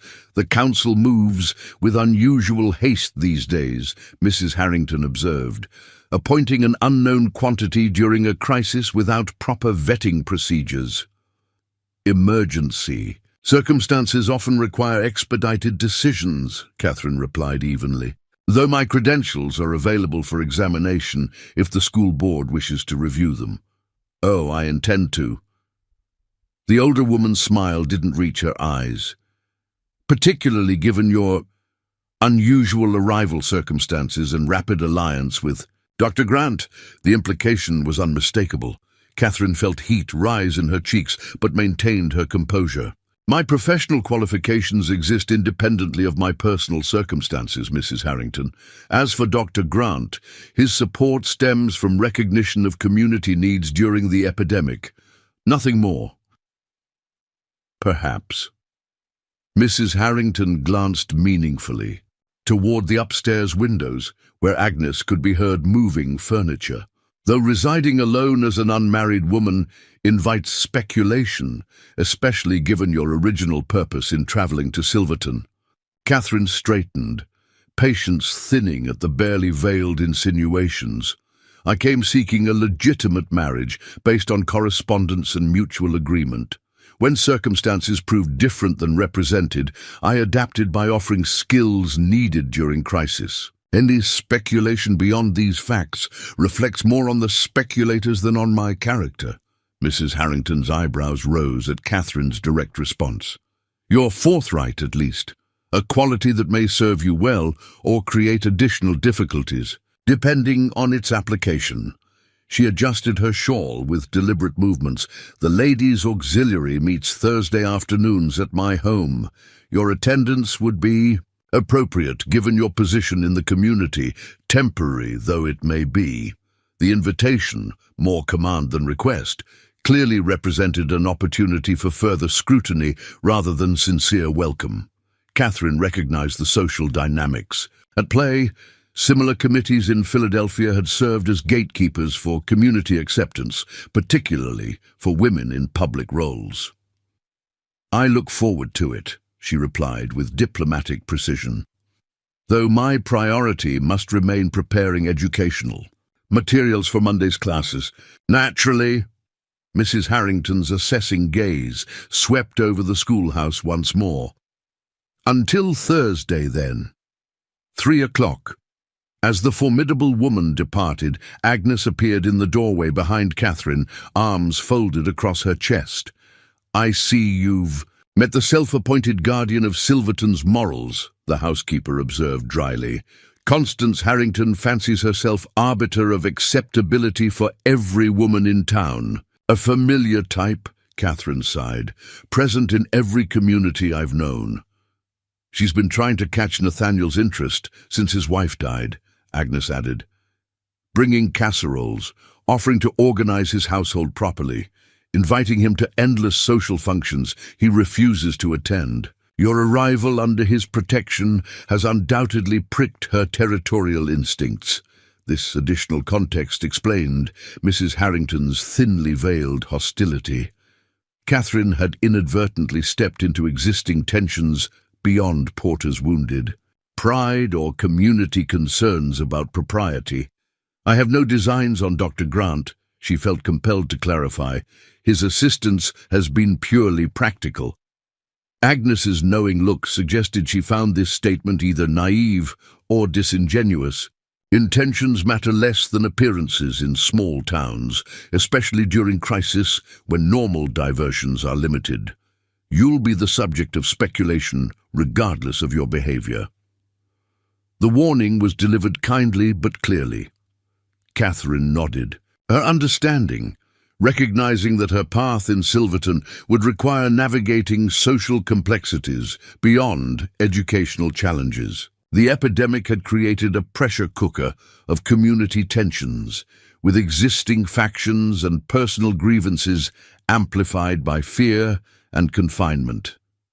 That evening, alone in her newly cleaned quarters above the schoolhouse, Catherine reviewed the day's developments with clear-eyed assessment. She had secured employment and accommodation, significant achievements that provided immediate stability.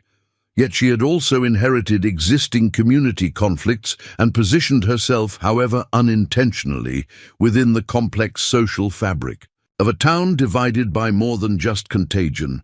Porter's hostility, Mrs. Harrington's suspicion, the council's divided perspectives on community welfare all created potential obstacles to her acceptance and effectiveness. Yet she had also found unexpected allies in Dr. Grant, Agnes, Reverend Simmons, and mothers eager for educational structure for their children. As she prepared for bed, Catherine heard coughing from a nearby house, a reminder of the epidemic's continuing presence and the shadow it cast over all other concerns. Whatever social complications she faced, the immediate crisis remained paramount. Children needed stability amid uncertainty. Families needed support during illness, and the community needed to maintain cohesion despite physical isolation. Her last thoughts before sleep claimed her centered not on Porter's threats or Mrs. Harrington's scrutiny, but on Nathaniel Grant's unexpected invitation to use his given name. A small bridge extended across the careful distance he maintained from others. In a town divided by crisis and existing tensions, such connections might prove essential to weathering the storms that surely lay ahead. Catherine's outdoor classroom proved an unexpected success, despite initial skepticism.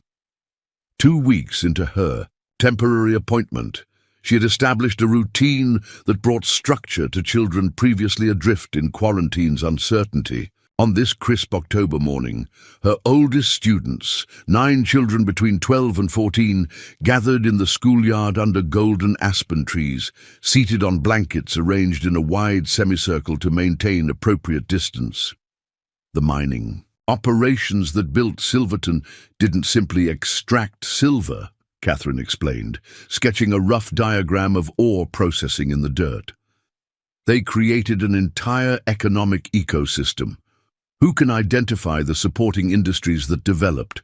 Alongside mining, James Thompson, a lanky boy with perpetually untied bootlaces, raised his hand.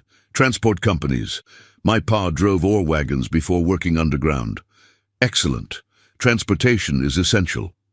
Catherine nodded encouragingly. What else? Mercantile for equipment, offered Sarah Jensen, the mathematically inclined girl Nathaniel had mentioned. Mr. Jenkins says mining supplies were his biggest business before the fever. Don't forget saloons, muttered William Crawford Jr., the banker's son, earning stifled laughter from his classmates. Rather than reprimanding him, Catherine acknowledged the observation. Entertainment and social establishments indeed form part of mining economies. Communities require more than just industry to function properly. People need gathering places, especially when work involves danger and isolation. Her teaching approach, connecting academic concepts to local realities while encouraging critical thinking, had quickly earned students' engagement and parents' appreciation. Even William Crawford Sr., initially skeptical about her appointment, had commented favorably on his son's renewed interest in education after months of apathy during the quarantine. From her vantage point, Catherine could see Nathaniel making his way toward the schoolyard, medical bag in hand, for the now routine health checks he conducted twice weekly among her students. These visits served dual purposes, monitoring for any signs of illness while reinforcing to parents that proper precautions were being maintained. Their professional cooperation had evolved into something approaching friendship over the past weeks. Morning coffee at his home before her teaching duties had become a quiet ritual, with conversation ranging from educational philosophy to literature and occasionally more personal reflections, though still reserved compared to most men. Of her acquaintance, Nathaniel revealed thoughtful perspectives and unexpected depths beneath his austere exterior. "Dr. Grant approaches," Catherine announced, using his formal title as always with students present. "Please complete your illustrations of the mining process while I speak with him." The children bent dutifully over their slates as Catherine moved to meet Nathaniel at the schoolyard's edge. His expression carried unusual tension that immediately alerted her to problems beyond routine matters. "New cases?" she asked quietly, concern evident in her voice. He nodded grimly. 3 families on Cedar Street. The Marshall household is particularly concerning, both parents ill, 4 children under 10 left essentially unattended. Catherine processed this information quickly. "I'll arrange care packages for my students to deliver to affected households, educational materials for confined children, along with practical necessities. Reverend Simmons mentioned the church has additional supplies. You've organized similar support twice already this month," Nathaniel observed. "The school seems to have become Silverton's relief center as much as its educational institution." "Education extends beyond academic subjects," Catherine replied. "Practical compassion teaches more lasting lessons than grammar or arithmetic, particularly during crisis." Something like admiration flickered in his grey eyes. A perspective Elizabeth would have shared. The rare mention of his late wife came. More naturally now, the pain of her memory softened by time and perhaps by Catherine's presence. "The council meets this afternoon to discuss extending quarantine measures. The new cases suggest we've not yet contained transmission." Catherine sighed, recognizing the implications for her increasingly precarious position. Her temporary appointment had already been extended once as the epidemic persisted. Further extensions might face opposition given growing tensions in town. "I should attend," she decided. "My students' welfare is directly affected by quarantine policies." Nathaniel hesitated before responding. "Porter has been unusually active this past week, meeting privately with council members, particularly Crawford. I suspect he's building opposition to your continued role." This information didn't entirely surprise Catherine. Porter's resentment had simmered beneath the surface of community interactions, occasionally emerging in snide comments or pointed questions about her teaching methods from his allies. The promissory note he had signed remained unhonored, despite her polite reminders. "I'll face whatever concerns arise directly," she stated with more confidence than she felt. "My work here stands on its own merits." Their conversation was interrupted by approaching footsteps. Constance Harrington appeared, flanked by two other members of the Ladies' Auxiliary, Martha Crawford, the banker's wife, and Eleanor Blackwood, whose husband owned the currently closed assay office. "Miss Webster?" Mrs. Harrington greeted her with artificial warmth. Such dedication to outdoor education, despite the increasingly chilly weather. The auxiliary has been discussing more suitable arrangements for continuing instruction as winter approaches. Catherine maintained professional courtesy, despite recognizing the implicit criticism. "I appreciate the auxiliary's concern, Mrs. Harrington. I've developed plans for rotating small groups through the schoolhouse with thorough ventilation and distancing when weather prohibits outdoor sessions."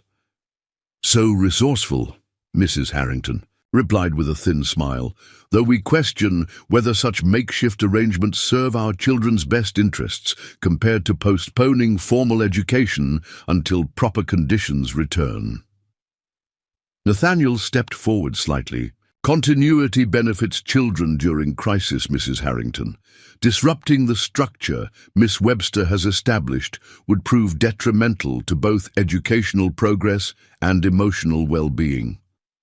"Medical opinions on educational matters," Mrs. Harrington observed with barely concealed disdain. "How fascinating, Dr. Grant, though I believe the school board traditionally determines appropriate instructional conditions." Catherine recognized the power play unfolding, an attempt to undermine both her authority and Nathaniel's support before the council meeting. "I welcome the school board's input on my proposed winter arrangements," she replied carefully. "Perhaps we could discuss specific concerns at this afternoon's meeting rather than interrupting students' instruction time." The pointed yet polite dismissal clearly irritated Mrs. Harrington, whose gaze shifted meaningfully between Catherine and Nathaniel. "Indeed. Though some might question whether medical visits require the lengthy private consultations you two seem to favor before each school session."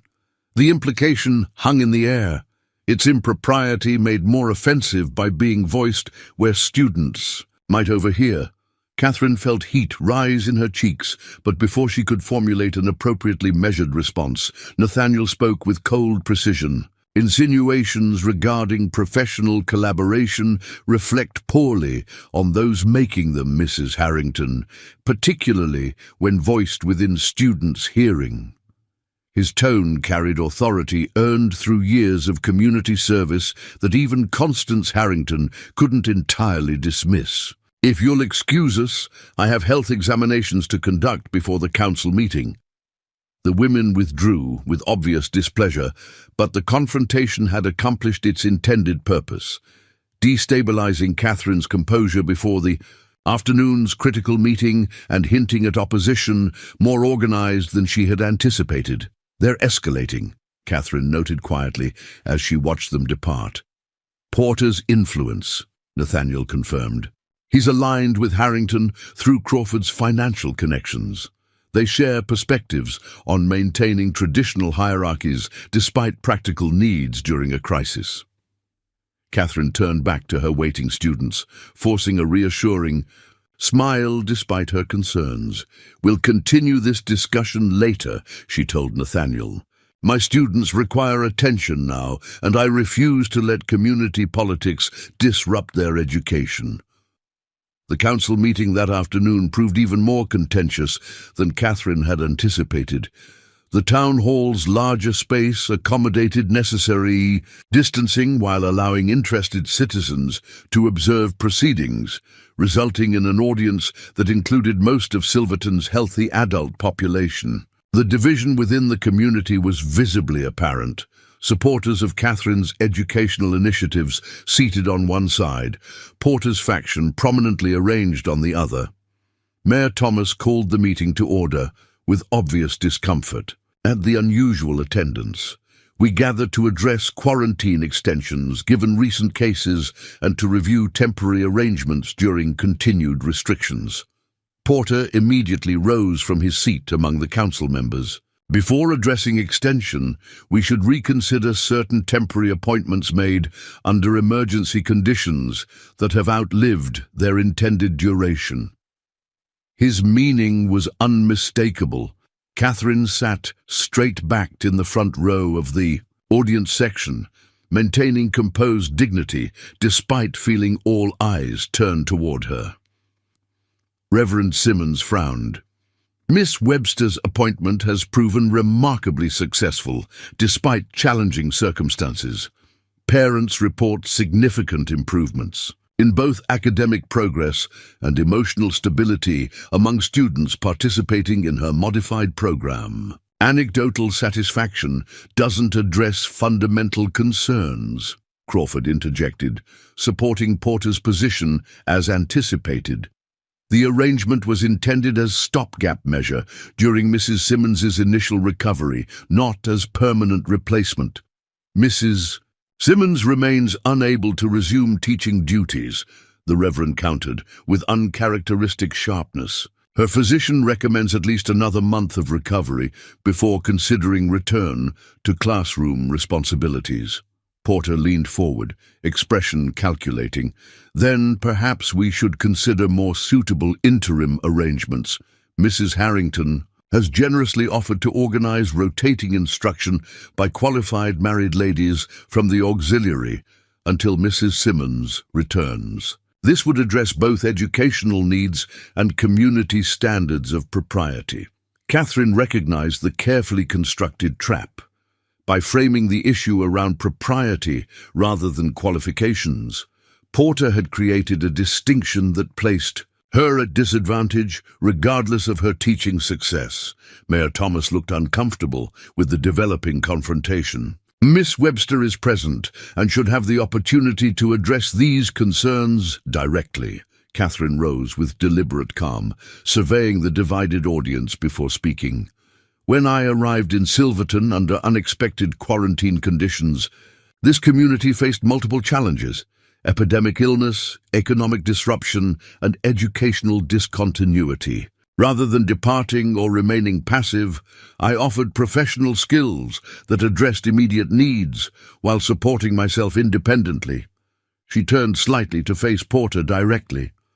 Propriety concerns seem selectively applied during crisis. Is a qualified teacher living independently somehow more questionable than a businessman who attempts to flee quarantine, abandons obligations to workers, and refuses to honor written financial commitments? Audible murmurs spread through the audience as Porter's face darkened with anger.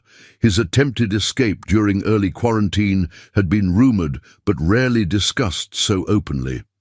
Personal attacks have no place in council deliberations, Crawford objected, attempting to regain procedural control. Neither does hypocrisy, Catherine countered evenly. If community standards are the measure, let them be applied consistently rather than selectively targeting those who contribute solutions during a crisis. Samuel Jenkins nodded perceptibly from his council seat, while several parents murmured agreement from the audience section. The momentum seemed briefly balanced until Constance Harrington rose from her prominent position among the ladies' auxiliary. Miss Webster's teaching qualifications aren't disputed, she stated with practiced reasonableness. It's the surrounding circumstances that create legitimate concern. A young woman arriving as a mail-order bride, then establishing suspiciously close relations with Dr. Grant while maintaining independent living arrangements.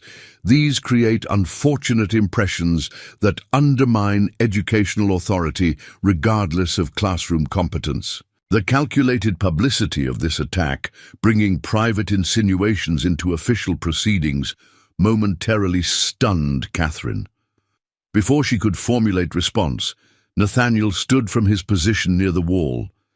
If we're discussing impressions, he stated, his deep voice carrying effortlessly through the hall, perhaps we should examine what impressions Silverton creates by rejecting qualified assistance during a crisis based on unfounded gossip and social conventions that serve no practical purpose. His intervention, while supportive, complicated Catherine's position further by linking their professional reputations more publicly.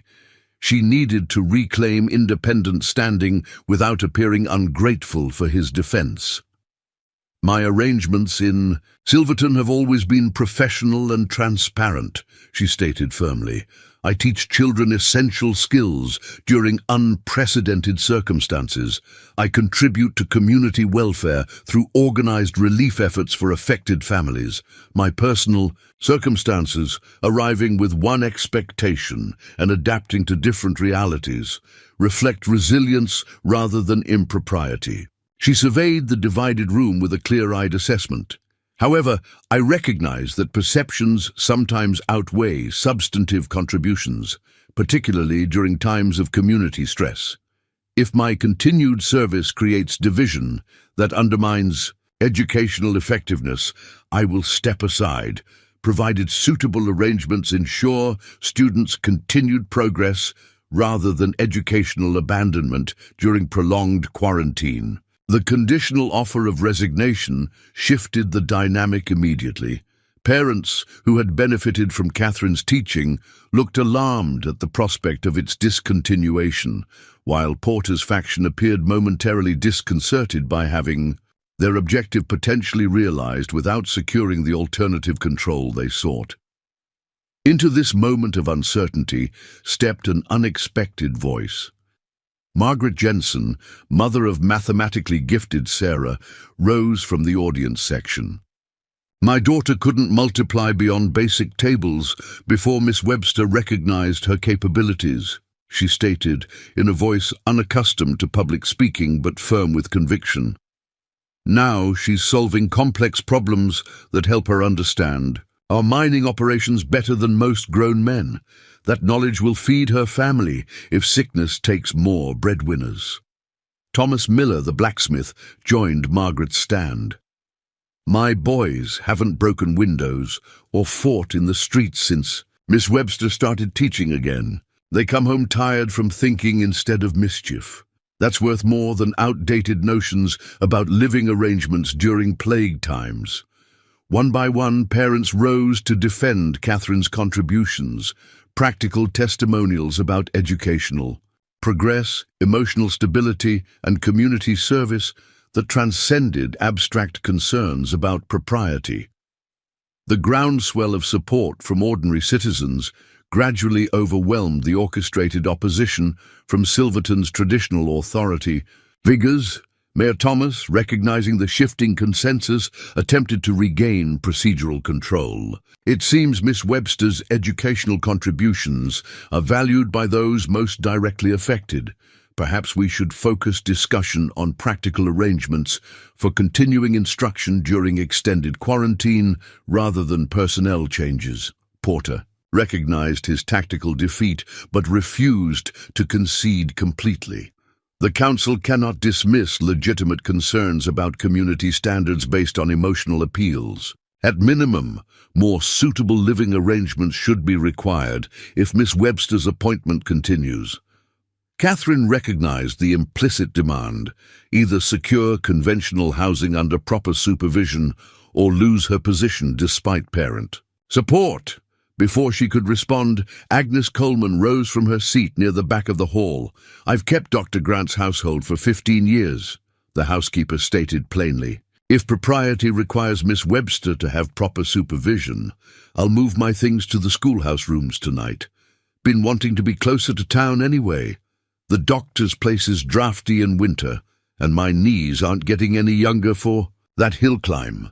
The simple, practical solution, offered without dramatic flourish or emotional appeal, punctured the manufactured controversy immediately. Agnes's reputation for no-nonsense propriety was unimpeachable in Silverton, her offer creating an immediate path through the social complication that Porter's faction had attempted to exploit. Reverend Simmons seized the opportunity with evident relief.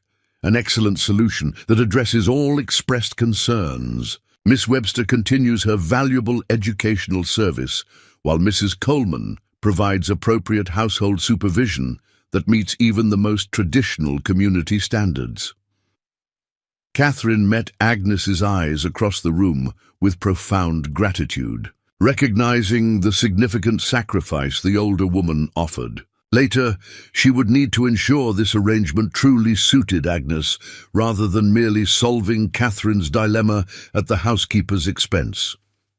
Mayor Thomas, eager to resolve the contentious matter, called for immediate vote on the combined proposal, extending Catherine's appointment with Agnes Coleman as schoolhouse chaperone for the duration of quarantine measures. The motion passed 4-1, with only Porter opposing. Now, regarding quarantine extension itself, the mayor continued, visibly relieved to move past the controversial personnel matter.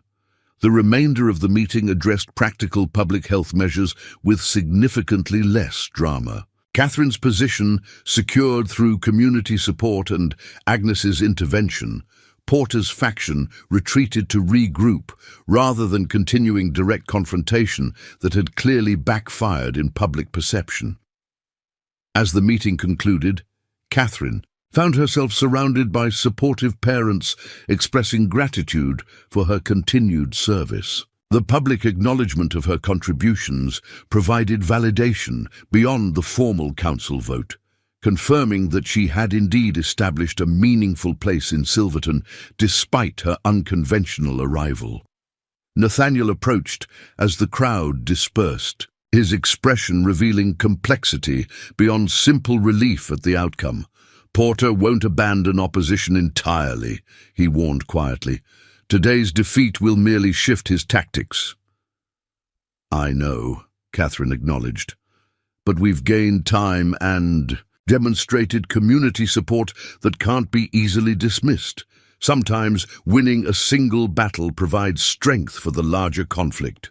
We? He questioned, something unreadable flickering in his eyes. Catherine realized her presumptuous phrasing with sudden self-consciousness. The educational mission, she clarified, though I'm grateful for your support throughout this challenge. Before he could respond, Agnes joined them, her practical manner dispelling any awkwardness.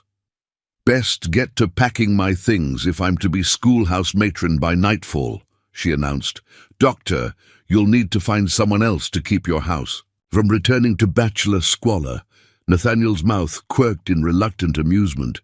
I managed before you arrived, Agnes. Barely, she retorted without heat. Ate nothing but beans and coffee for months, as I recall. Their comfortable exchange revealed long familiarity that Catherine found unexpectedly warming, a glimpse of human connection beneath Nathaniel's reserved exterior. Whatever walls grief had built around him hadn't completely isolated him from genuine relationships, merely limited their number and depth. As they left the town hall together, Catherine noted several citizens watching their departure with speculative interest. The rumors Constance Harrington had weaponized clearly remained, active despite Agnes's intervention. The complexity of small-town perceptions couldn't be entirely resolved through single public victories or practical arrangements. Don't mind them, Nathaniel murmured, noticing her awareness of the observers. Small towns starve for entertainment during normal times. Quarantine only heightens appetite for distraction through speculation. I'm developing thicker skin, Catherine replied with a wry smile. Philadelphia society could be equally judgmental, merely more elaborately disguised behind politeness. At least Western judgment comes with honest expression, Agnes added. No wondering where you stand with mountain folk. They tell you plain enough. The walk to Dr. Grant's house took them past evidence of the epidemic's continuing impact. Homes with quarantine notices nailed to doors, a small makeshift hospital in the former mining office where volunteers tended patients whose families couldn't manage care, the temporarily shuttered saloon whose owner had succumbed in the outbreak's early days. The Jensen children need additional support, Nathaniel noted, as they passed a modest home where Catherine's student Sarah lived. Their mother's recovering, but their father took a turn for worse last night. Delirium stage, Catherine mentally adjusted her plans for the following day. I'll arrange for meals to be delivered. Perhaps the older students could create a rotation for checking on them between lessons. Already thinking like a Westerner, Agnes observed approvingly. Community survives by supporting weakest links during hardship. It's not so different from Philadelphia's neighborhoods during the influenza, Catherine replied. Without mutual aid, urban suffering would have been incalculably worse. This reference to her past experiences reminded Catherine how dramatically her life had transformed in mere weeks. The woman who had boarded a train in Philadelphia seeking marital security now organized community relief efforts and defended her professional position with confident authority. Crisis had stripped away social conventions that might have constrained her capabilities during normal times, revealing strengths she hadn't fully recognized in herself. At Dr. Grant's home, Catherine helped Agnes gather her belongings, a surprisingly modest collection for someone who had maintained the household for 15 years. Never been one for accumulating possessions, Agnes explained, noticing Catherine's observation. Learned young that anything you can't carry becomes a burden when life demands movement. The philosophy resonated with Catherine's recent experiences. Her own worldly goods had been reduced to what would fit in a single trunk and satchel, yet the limitation felt strangely liberating rather than impoverishing. Essential skills and knowledge traveled within, requiring no external space. While Agnes sorted through kitchen implements, deciding which to take and which to leave for Nathaniel's use, Catherine found herself momentarily alone with the doctor in his study. He stood by the window, gazing toward town with the distant expression she had come to recognize as his way of processing complex emotions. "I apologize for creating complications," she said quietly. "My presence has clearly disrupted established patterns here." Nathaniel turned from the window, his grey eyes meeting hers with unexpected directness. "Disruption isn't always detrimental. Stagnant water breeds disease. Movement brings cleansing." The echo of Agnes's earlier sentiment about stagnant waters suggested shared philosophy developed through long association. Catherine wondered how much of Nathaniel's isolation had been self-protective withdrawal rather than genuine preference for solitude. "Nevertheless," she continued, "I regret that your support of my professional position has exposed you to gossip and speculation. Your standing in this community is too valuable to be undermined by unnecessary controversy." "My standing derives from medical expertise and service, not social conformity," he replied with characteristic directness. "I've never particularly valued others' assessment of my personal choices." Catherine found herself smiling at this unapologetic self-determination, a quality she had come to admire deeply in him. A luxury not equally available to women, unfortunately. Hence Agnes's timely intervention. "Social constraints apply differently across gender," he acknowledged, surprising her with this awareness uncommon among men of her acquaintance. Though frontier necessity occasionally creates exceptions, traditional society wouldn't tolerate. Female physicians practice successfully in Denver and mining settlements where practical needs outweigh conventional restrictions. The observation carried implications Catherine wasn't entirely prepared to examine, suggestions about potential futures beyond temporary teaching during quarantine. She redirected toward immediate practicalities. Agnes's sacrifice resolves the immediate controversy, but Porter's opposition will likely find new targets. He seems determined to undermine my position through whatever means available. Porter's animosity extends beyond your specific situation, Nathaniel explained. He represents a faction that prioritizes economic hierarchy and traditional authority over community welfare. Your independence threatens assumptions about proper social order that maintain his position, and your support of me places you in opposition to those assumptions as well, Catherine concluded, understanding the broader implications of their professional alliance.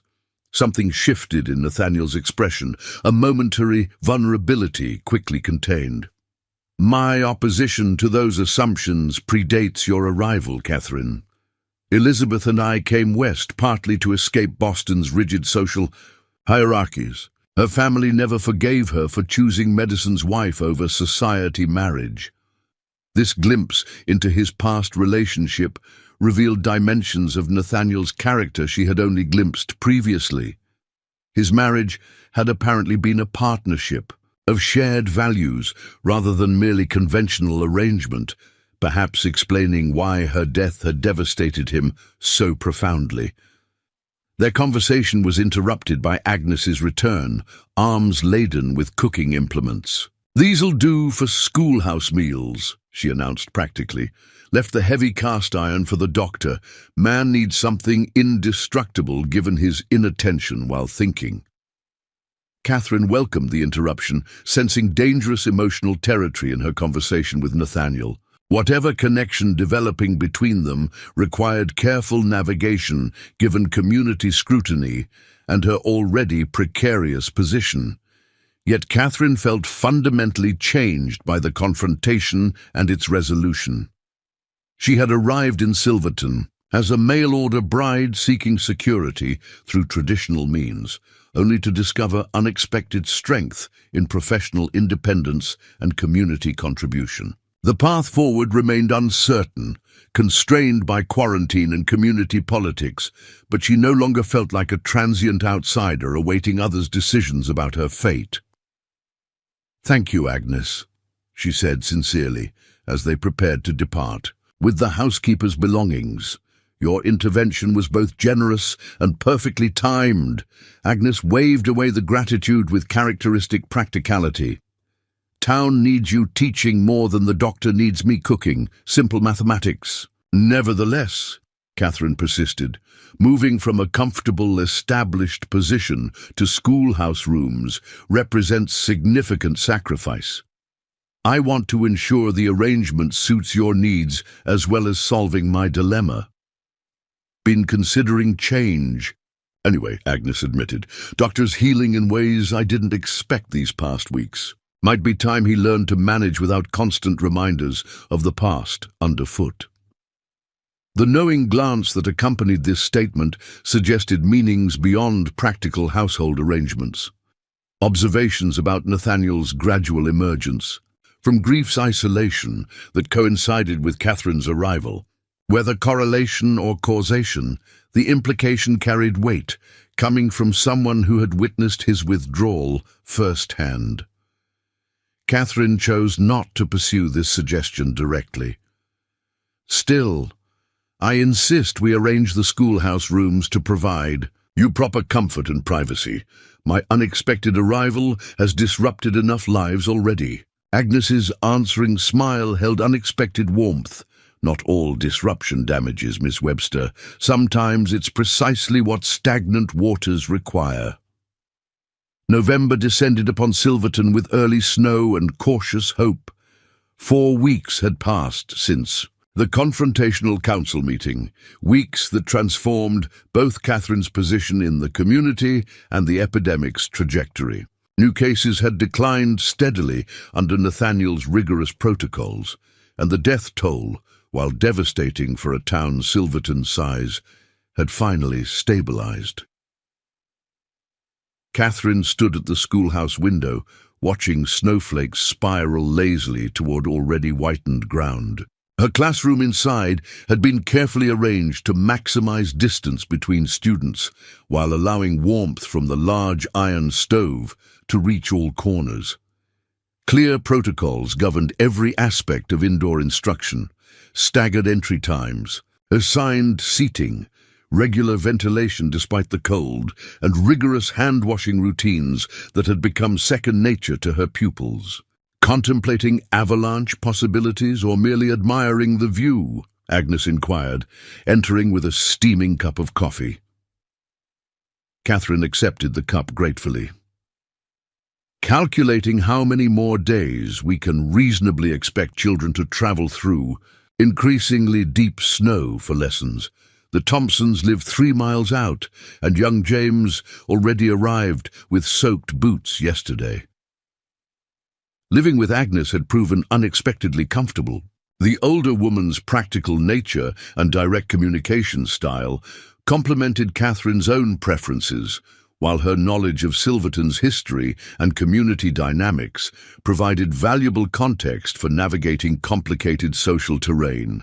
"Mountain children are sturdier than you Eastern folks realize," Agnes remarked, straightening already neat stacks of primers.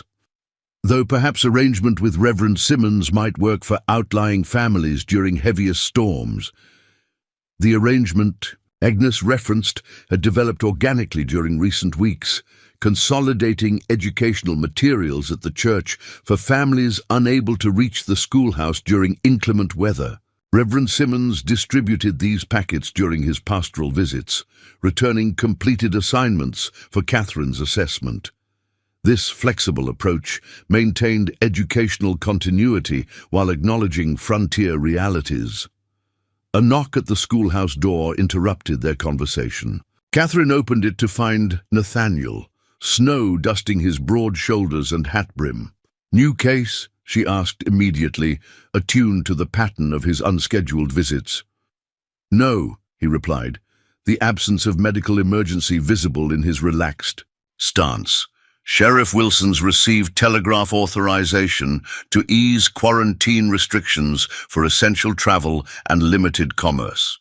Council meets this afternoon to implement phased reopening." The news brought complicated emotions. Quarantine lifting meant reconnection with the wider world, resumption of mining operations, and economic recovery for struggling families. It also meant Catherine's temporary position would likely conclude, her future once again uncertain. "That's welcome news," she managed, stepping back to admit him. "The community has endured significant hardship." "Hardship met with remarkable resilience," Nathaniel observed, removing his hat, "due in no small part to educational stability you've provided for the town's children." Agnes discreetly retreated upstairs, leaving them alone in the classroom. Liberty she increasingly permitted, despite her official chaperone role, having apparently made her own assessments about propriety risks. "Sheriff mentioned mail service should resume within the week," Nathaniel continued, moving toward the warmth of the stove. "First train expected by month's end, if mountain passes remain passable." "Wonderful news for families separated during epidemic," Catherine replied, avoiding the implicit question about her own plans once transportation options reopened. Nathaniel studied her with the perceptive gaze that seemed to read beneath surface composure. "Have you decided your next steps once restrictions lift? Porter's promissory note remains unlikely to materialize, but your teaching success should secure strong recommendations for positions elsewhere." The question required Catherine to confront possibilities she had deliberately avoided examining too closely. During quarantine, immediate needs had justified postponing longer-term decisions. With restrictions lifting, practical choices loomed unavoidably before her. "I've considered options," she acknowledged carefully. "Denver has several established schools that might value my experience. Salt Lake City, perhaps, though religious differences might create complications. Return east remains theoretical possibility, though Philadelphia holds few connections since my family's passing." The geographic options she listed deliberately omitted the one that increasingly occupied her thoughts, remaining in Silverton permanently. That possibility depended on factors beyond her control, including the school board's willingness to convert her temporary appointment to permanent position despite lingering opposition from Porter's faction. "All considerable distances," Nathaniel observed neutrally, though something flickered behind his composed expression. "Silverton's educational needs won't diminish with quarantine's end. Mrs. Simmons has formally resigned her position, acknowledging that complete recovery remains unlikely." Catherine absorbed this significant information with measured response. The school board will likely seek permanent replacement once communication with larger cities resumes. Male teachers traditionally receive preference for established positions.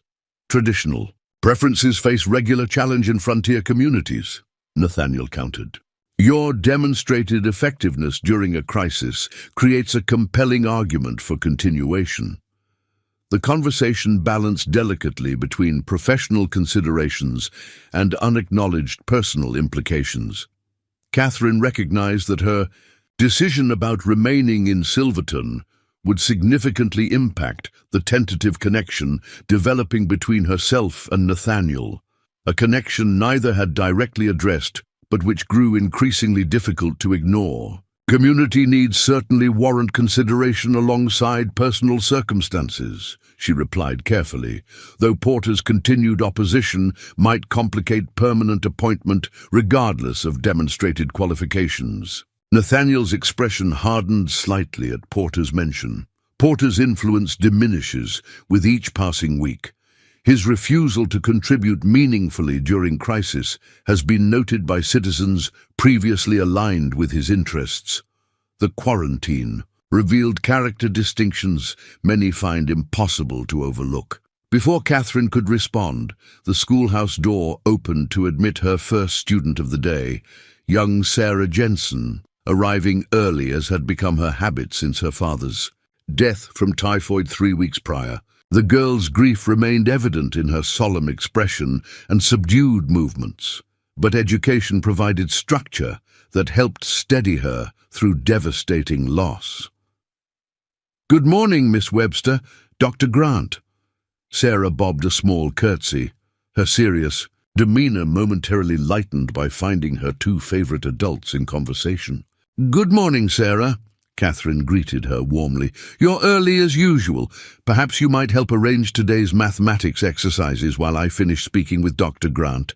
Sarah nodded eagerly, pleased by the responsibility. As she moved to the supply cabinet, Nathaniel spoke quietly to Catherine. "Council meeting at 3. Your presence would be appropriate, given educational implications of quarantine adjustments." Catherine understood the unspoken invitation to participate in community decisions rather than merely awaiting their impact. "I'll attend," after dismissing students. Their exchange concluded with professional courtesy that belied deeper currents beneath.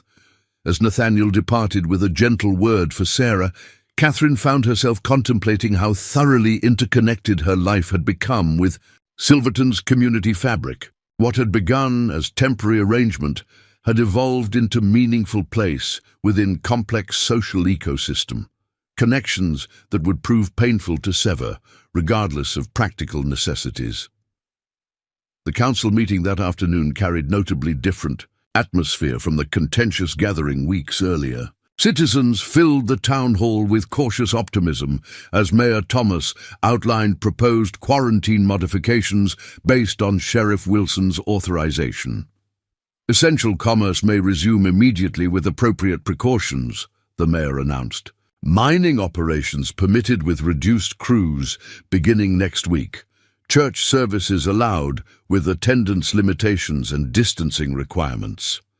Each announcement met with murmurs of approval from audience members eager to resume normal activities despite continued precautions. Catherine noted Porter's conspicuous absence from the council table, his seat occupied instead by Samuel Jenkins's son Matthew, a development that suggested significant political realignment during recent weeks. Regarding educational arrangements, Mayor Thomas continued, nodding toward Catherine. "The school board recommends continuing modified instruction under Miss Webster's supervision through winter term, with re-evaluation in spring regarding permanent staffing." Catherine maintained composed expression despite surprise at this unexpectedly favorable recommendation. She had anticipated debate about educational continuity rather than straightforward extension of her appointment. Reverend Simmons elaborated further. Mrs. Simmons has formally withdrawn from teaching position on physician's recommendation. The board acknowledges Miss Webster's exceptional service during challenging circumstances and believes stability benefits students who have already endured significant disruption. The recommendation passed unanimously, with William Crawford's support particularly notable given his previous alignment with Porter's opposition. Catherine accepted the extension with appropriate gratitude, recognizing that re-evaluation in spring represented significant victory despite stopping short of permanent appointment. As the meeting concluded, Catherine found herself surrounded by parents expressing relief at educational continuity for their children. The community support that had emerged during confrontation had apparently solidified into genuine appreciation that transcended earlier propriety concerns. The Jensen children particularly need consistency, Margaret Jensen's sister explained, quietly. Sarah talks about your lessons constantly. The only time she seems to forget her grief, even briefly. Such testimonials reinforced Catherine's growing conviction that her most meaningful contribution lay not in academic instruction alone, but in providing stable foundation during community recovery. The children of Silverton carried invisible wounds from epidemic experiences that would require patient healing alongside educational progress. As the crowd dispersed, Catherine noticed Nathaniel in conversation with Sheriff Wilson near the hall's entrance. Their serious expressions suggested discussion beyond routine quarantine modifications. When the sheriff departed, Nathaniel approached, with unusual tension evident in his bearing.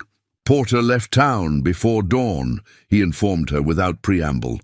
Apparently departed with mining company funds, leaving substantial debts and unpaid worker wages. Sheriff received telegraph confirmation that he purchased passage east from Oak Ridge Junction. Catherine absorbed this startling development with measured response. His opposition certainly explains his absence today, though theft seems extreme reaction to political setbacks. Financial desperation rather than political calculation, Nathaniel clarified. Crawford revealed that Porter's mining operation faced collapse before epidemic began. Quarantine provided convenient excuse for failures resulting from mismanagement and speculative investments. The revelation cast Porter's behavior in clarifying light, his attempted early escape from quarantine, reluctance to contribute resources during crisis, and desperate opposition to Catherine's establishment within. Community suddenly appearing as components of larger pattern, driven by financial desperation rather than mere social conservatism. His promissory note to me seems unlikely to materialize then, Catherine observed, with resigned practicality. Unfortunately accurate assessment, Nathaniel confirmed, though his departure removes significant obstacle to your continued position. Here, the mixed news. Confirmation of financial loss balanced against removal of persistent opposition left Catherine momentarily uncertain how to proceed. As they left the town hall together, snow had begun falling more heavily, cloaking Silverton's weathered buildings in transformative whiteness that somehow suited the day's revelations. I should check on Agnes, Catherine noted, watching their breath form visible clouds in the frigid air. Today's extension news directly impacts our living arrangements. Of course, Nathaniel agreed, though something in his tone suggested reluctance to conclude their conversation. Though perhaps you might join me for supper this evening? Agnes as well, naturally, he added with careful attention to propriety. I've received medical journals on the epidemic that might interest you given your involvement with health protocols for students. The invitation, framed in properly professional terms, yet carrying personal undertones, represented another small step in their evolving relationship. Catherine accepted with matching care. We would be delighted. Agnes mentioned missing your kitchen's superior oven just yesterday. This arrangement, professional discussion with Agnes's chaperonage, maintained Appropriate boundaries, while allowing connection that increasingly transcended merely practical collaboration. As they parted at the schoolhouse steps, Catherine found herself contemplating how thoroughly her expectations had transformed since arriving in Silverton just 2 months earlier. She had come seeking conventional security through marriage to stranger, escaping economic vulnerability through traditional path available to women of her circumstance. Instead, she had discovered unexpected strength in professional independence, community contribution, and connections based on demonstrated capability rather than prescribed social role. The evening gathering at Nathaniel's home carried comfortable familiarity despite formal pretext. Agnes immediately reclaimed kitchen domain with proprietary satisfaction, leaving Catherine and Nathaniel to discuss educational matters in the study, where their unexpected partnership had begun, with reorganization of medical records during epidemic's darkest days. The school board's winter appointment provides welcome stability, Catherine acknowledged as they reviewed community health statistics. Though spring re-evaluation suggests lingering reservations about permanent position. Reservations based in outdated thinking that epidemic experience should have thoroughly discredited, Nathaniel replied with characteristic directness. Your contributions during crisis demonstrated value that transcends conventional considerations. His assessment, while professionally framed, carried personal conviction that warmed Catherine despite her pragmatic nature. Their conversation flowed easily between professional topics and broader reflections, revealing deepening connection built on shared values and complementary perspectives. When Agnes announced dinner with characteristic practicality, they moved to dining room, where conversation continued through excellent meal that demonstrated the housekeeper's genuine pleasure in returning to familiar kitchen, if only temporarily. Town's recovery will accelerate with quarantine restrictions easing, Nathaniel observed as they discussed community healing beyond immediate medical concerns. Though invisible wounds remain that require different treatment than physical recovery.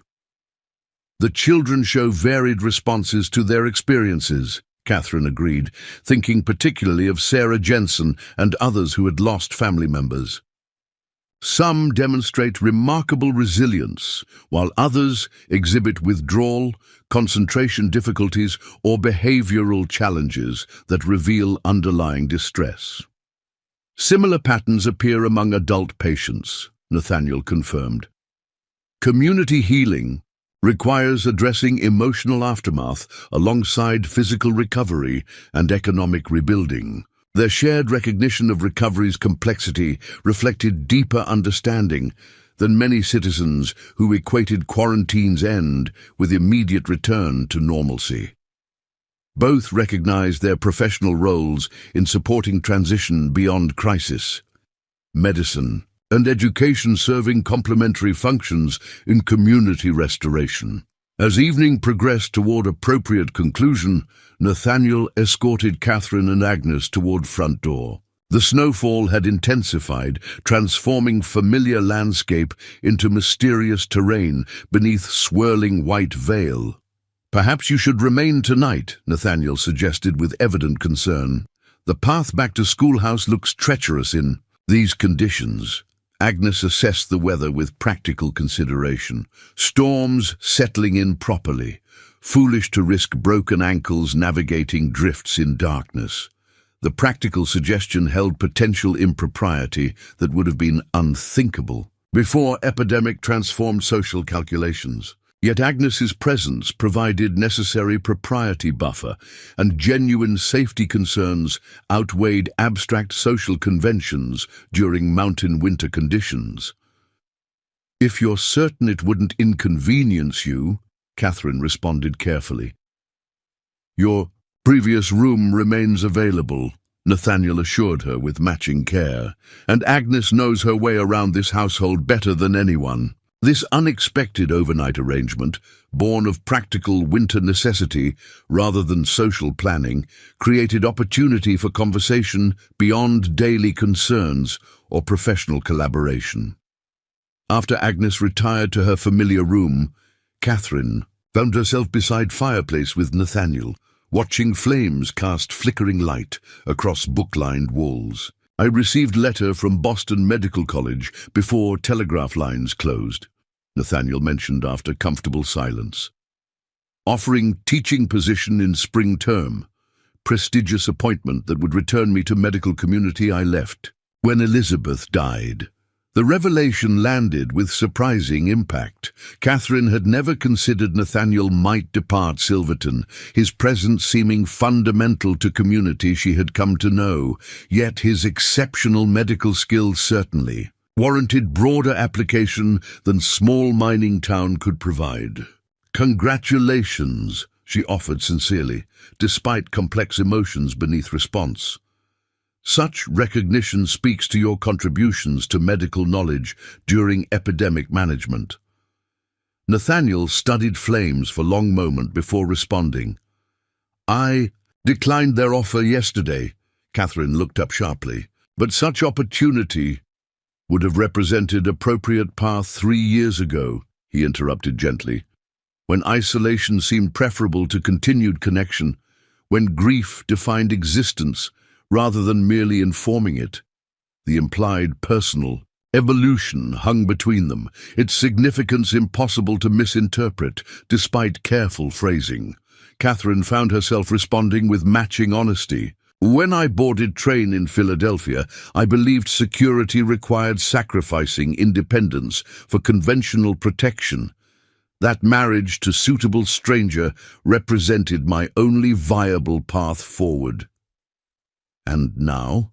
Nathaniel asked quietly, his gaze steady but vulnerable.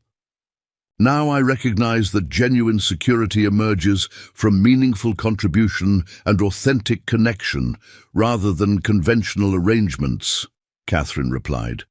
"That capabilities previously constrained by social expectations flourish when necessity demands their expression. Their parallel journeys, his from grief-imposed isolation toward renewed connection, hers from desperate conventionality toward confident independence, had somehow converged in unlikely circumstance neither could have anticipated. I declined Boston's offer because Silverton still needs dedicated medical care," Nathaniel continued, his honesty matched to hers. "But also because I've discovered that healing requires engagement rather than withdrawal. That isolation protects from pain but prevents recovery." Catherine recognized the personal admission beneath professional explanation. The epidemic created unexpected opportunities within terrible circumstances, connections that might never have formed during normal conditions. The fire crackled in momentary silence as they acknowledged transformation neither had sought, but both had experienced through crisis that stripped away pretense and conventional constraints. "Spring evaluation of your teaching position should consider permanent appointment," Nathaniel noted, shifting conversation toward practical futures. "Your contributions warrant stability beyond temporary arrangements." "I would welcome such consideration," Catherine acknowledged. "Silverton increasingly feels like community, where meaningful contribution matters more than conventional expectations, where capabilities rather than circumstances determine acceptance." Nathaniel smiled, the full expression, still rare enough to transform his features when it appeared, a perspective Elizabeth would have shared. She often observed that frontier conditions strip away social pretense to reveal essential character beneath. His comfortable reference to his late wife, without pain shadowing the memory, demonstrated healing Catherine found profoundly moving. Whatever developed between them would never erase his past love, but might build something new that honored rather than replaced what came before. Morning arrived with transformed landscape and subtle shift in possibilities. The heavy snowfall had blanketed Silverton in pristine whiteness that somehow matched Catherine's sense of fresh beginning. As she prepared to return to schoolhouse with Agnes, Nathaniel appeared with unexpected proposal. Sheriff Wilson confirms telegraph lines remain operational despite storm. I could send inquiry to Philadelphia regarding your teaching records and credentials, documentation that might strengthen permanent appointment application when spring evaluation occurs. The practical suggestion carried deeper implication. Planning for future that assumed her continued presence in Silverton beyond temporary crisis response. Catherine recognized both practical value and personal significance in his offer. That would be tremendously helpful, she acknowledged. Complete documentation would address remaining reservations about qualifications. Their exchange maintained professional focus while acknowledging unspoken understanding developing between them, connection building gradually through shared purpose rather than rushed intimacy or conventional courtship. Whatever relationship emerged would develop from mutual respect and genuine knowledge rather than desperate circumstances or idealized projections. As Catherine departed with Agnes through snow-covered paths, Silverton appeared transformed from quarantined prison to community of possibility. The epidemic had taken terrible toll, leaving vacant homes and grieving families in its wake. Yet crisis had also revealed strength, resilience, and connections that transcended conventional expectations. Catherine had arrived seeking traditional security through marriage to man she knew only through carefully composed letters. Instead, she had discovered capability within herself that crisis conditions had revealed rather than created. Strength always present, but previously constrained by limited expectations and opportunities. The schoolhouse appeared ahead, its bell tower catching morning sunlight that transformed fresh snow into diamond brilliance. Within those walls, Silverton's children awaited continuity and stability she could provide. Beyond classroom, community rebuilding required contributions from everyone willing to participate in recovery and growth. Agnes voiced thought that paralleled Catherine's reflections. Strange how life's worst disappointments sometimes lead to unexpected rightness. You came seeking Porter's promise of security, but found something more substantial in your own capabilities. And in genuine community rather than artificial arrangement, Catherine added, thinking particularly of Nathaniel's steady support and evolving connection. Doctors change too, Agnes observed with characteristic directness. Living forward, instead of backward for first time since Elizabeth died, seeing possibility rather than just loss. Their shared transformation, individual healing interwoven with community recovery, created foundation for whatever future might develop beyond immediate crisis response. Quarantine had created forced proximity that revealed character beneath social pretense, allowing connections based on demonstrated values rather than superficial appearances. As Catherine unlocked schoolhouse door, preparing for students who had arrived despite snow-covered paths, she found herself contemplating life's unexpected paths. The mail-order bride, who had arrived to rejection and quarantine, had discovered strength, purpose, and connection she could never have anticipated when boarding Philadelphia train. The hidden trail Nathaniel had shown her that first day, rough, mountain path circumventing official barriers, had proved metaphorical as well as literal. Convention and expectation had fallen away during crisis, revealing alternate routes toward security and fulfillment that traditional paths had obscured from view. Whatever developed between them would unfold gradually, building on foundation. Established during extraordinary circumstances, but extending into ordinary days ahead. Their shared experience had created understanding that transcended conventional courtship, knowledge of each other's capabilities, limitations, values, and healing hearts that no arrangement based on correspondence could possibly provide. as Catherine prepared classroom for day's lessons. She placed fresh pine cones on each desk, small reminders of growth that persists through winter's harshest conditions. Silverton's children would carry the epidemic's impact throughout their lives, yet also resilience developed through community that had faced hardship together rather than in isolation. The quarantine that had initially appeared as obstacle to Catherine's planned future had ultimately revealed a path she couldn't have discovered otherwise. Journey toward independence, meaningful contribution, and connections based on authentic understanding rather than desperate compromise. When Nathaniel appeared later that afternoon with an armload of firewood for schoolhouse stove and a carefully casual invitation to Saturday sleigh ride through snow-covered valley, Catherine accepted with matching care that acknowledged growing connection while respecting appropriate progression. 3 weeks later, as December transformed Silverton into a Christmas card landscape of snow-laden pines and frost-etched windows, Catherine found herself at the center of the town's first significant social gathering since quarantine restrictions had eased. The community Christmas celebration, held in the church with simple decorations fashioned by her students, represented a collective statement of resilience and recovery.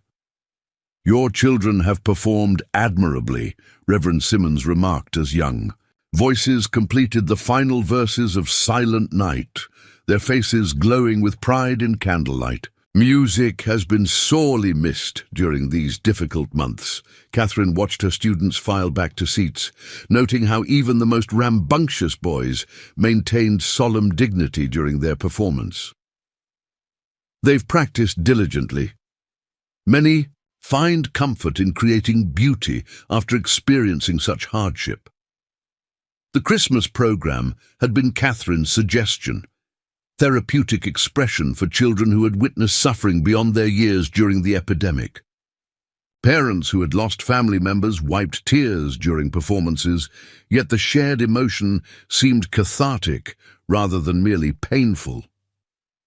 "Miss Webster," Sarah Jensen approached shyly after the formal program concluded, "I made this for you." She pressed a small package wrapped in brown paper into Catherine's hands. Unwrapping it carefully, Catherine found a hand-carved wooden star, its surface painstakingly sanded smooth and edges beveled with obvious care. "It's beautiful, Sarah. Did you make this yourself?" The girl nodded solemnly. "Dr. Grant helped me, said you might like something to remind you of your first Christmas in Silverton." The revelation that Nathaniel had assisted with this gift, undoubtedly requiring multiple sessions of patient instruction, touched Catherine deeply. His understanding of Sarah's need for meaningful connection after losing her father demonstrated sensitivity beneath his reserved exterior that continually surprised her. "I shall treasure it always," Catherine assured the girl, genuinely moved by the gift's significance. "It will have a place of honor in my classroom." As the celebration transitioned to refreshments in the church meeting room, Catherine found herself surrounded by Silverton's citizens, many expressing appreciation for her contributions during the epidemic's darkest days. The community that had initially viewed her with skepticism, the rejected mail-order bride seeking alternative position, now welcomed her as an essential participant in their collective recovery. "Catherine," she turned to find Nathaniel beside her, his formal black suit exchanged for the evening's celebration, though his grey eyes carried familiar watchfulness that assessed the community's healing with professional attention. "Your students performed beautifully," he offered, handing her a cup of punch. "Particularly the Jensen girl. She's shown remarkable improvement since beginning this project." "Your assistance with her gift was incredibly thoughtful," Catherine replied. "She mentioned your help with the carving." Something like embarrassment crossed his features. "She needed occupation beyond grief. Practical skills provide focus when emotions overwhelm." This insight, clearly drawn from personal experience, revealed how thoroughly he understood mourning's complex terrain. Catherine wondered what activities had occupied his hands while his heart processed devastating loss. Years earlier, had medical work alone provided sufficient distraction, or had other pursuits helped bridge overwhelming emptiness after Elizabeth's death? Their conversation continued comfortably, moving between observations of community recovery and more personal reflections that increasingly characterized their interactions. The careful distance maintained during early acquaintance had gradually diminished through shared experiences and growing trust, though both remained mindful of community scrutiny despite Porter's departure and diminished opposition. As evening concluded, Nathaniel offered to escort Catherine and Agnes home through freshly fallen snow. The three walked together through Silverton's transformed streets, their breath forming visible clouds in frigid air, while moonlight created a blue-silver landscape of otherworldly beauty. "The council received a telegraph yesterday," Nathaniel mentioned as they approached the schoolhouse. "Railroad confirms regular service resumes after New Year. First passenger train is expected January 3rd, weather permitting." The information carried significance beyond mere transportation news.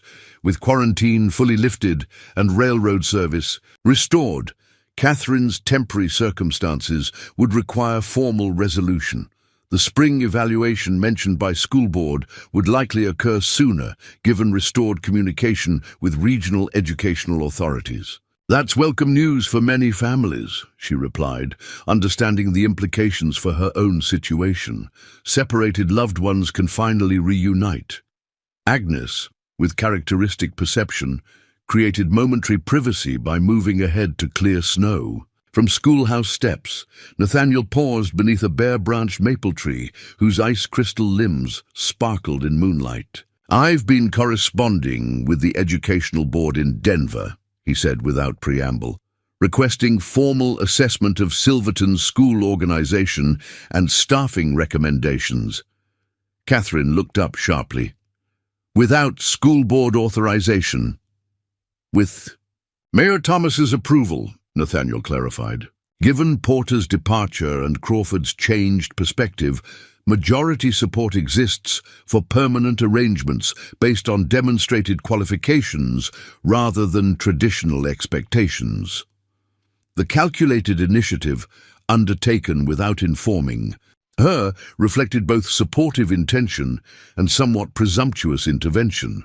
Catherine felt momentary irritation at not being consulted about matters directly affecting her professional future, despite appreciating underlying motivation. "While I appreciate your support," she began carefully, "I would prefer involvement in decisions regarding my professional standing. Independence includes directing my own affairs, rather than having paths arranged without consultation." However, well-intentioned, Nathaniel's expression shifted from expectation of appreciation to realization of overstepping. "You're absolutely right," he acknowledged without defensiveness. "I apologize for proceeding without discussing it with you first. My eagerness to secure your position overshadowed proper respect for your autonomy." His immediate recognition and sincere apology, without justification or minimization, impressed Catherine deeply. Many men of her acquaintance would have defended such intervention as proper masculine assistance, rather than acknowledging a woman's right to self-determination in professional matters. "Apology accepted," she replied with genuine appreciation for his response. "Though I am curious what the educational board suggested regarding Silverton's school organization." His relieved smile acknowledged her gracious shift toward practical matters rather than dwelling on his misstep. "They've recommended permanent teaching appointment based on credentials and crisis performance, with salary commensurate with male teachers of equivalent experience. Unusual suggestion that Mayor Thomas supports given your exceptional service during the epidemic. Equal compensation represented extraordinary recognition rarely granted female teachers, who typically received substantially lower salaries than male counterparts regardless of qualifications or performance. Such recommendations suggested Silverton's experience during the crisis had indeed transformed conventional thinking about gender roles and appropriate recognition. "That's remarkably progressive," Catherine observed, genuinely surprised by this development. "Crisis reveals essential value beyond traditional constraints," Nathaniel replied. "Your contributions during the epidemic demonstrated a worth that transcends conventional categories." Their conversation continued as they reached schoolhouse steps, where Agnes waited with practiced patience that somehow conveyed both propriety and understanding of the developing relationship between her companions. Inside, Catherine reflected on this latest development while preparing evening tea in the schoolhouse kitchen that had become a comfortable home through Agnes's domestic influence. "He's trying," Agnes observed, with characteristic directness once they were alone. "Man spent years avoiding emotional entanglement, then finds himself navigating unfamiliar territory without clear markers, bound to misstep occasionally." Catherine smiled at this generous assessment. "Professional support doesn't necessarily indicate personal intentions." Agnes snorted softly. "Been watching men and women circle each other for 67 years. Professional support doesn't involve midnight telegraph messages to the Denver Educational Board or hand-carving projects with motherless girls." She fixed Catherine with a knowing gaze. "Question isn't his intentions, but yours. Journey from mail-order bride to independent teacher represents significant transformation in brief months." The observation struck directly at Catherine's internal considerations, how thoroughly her expectations had shifted since departure from Philadelphia.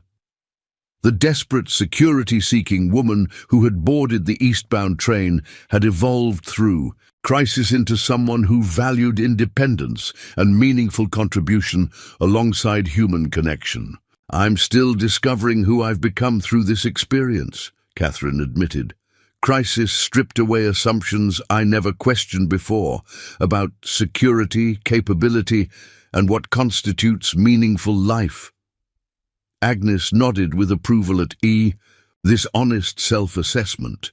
Epidemic revealed character beneath social veneer throughout Silverton. Some found wanting, others discovered strength they never recognized previously. She sipped her tea thoughtfully. "Important to remember that a crisis temporarily suspends conventional constraints.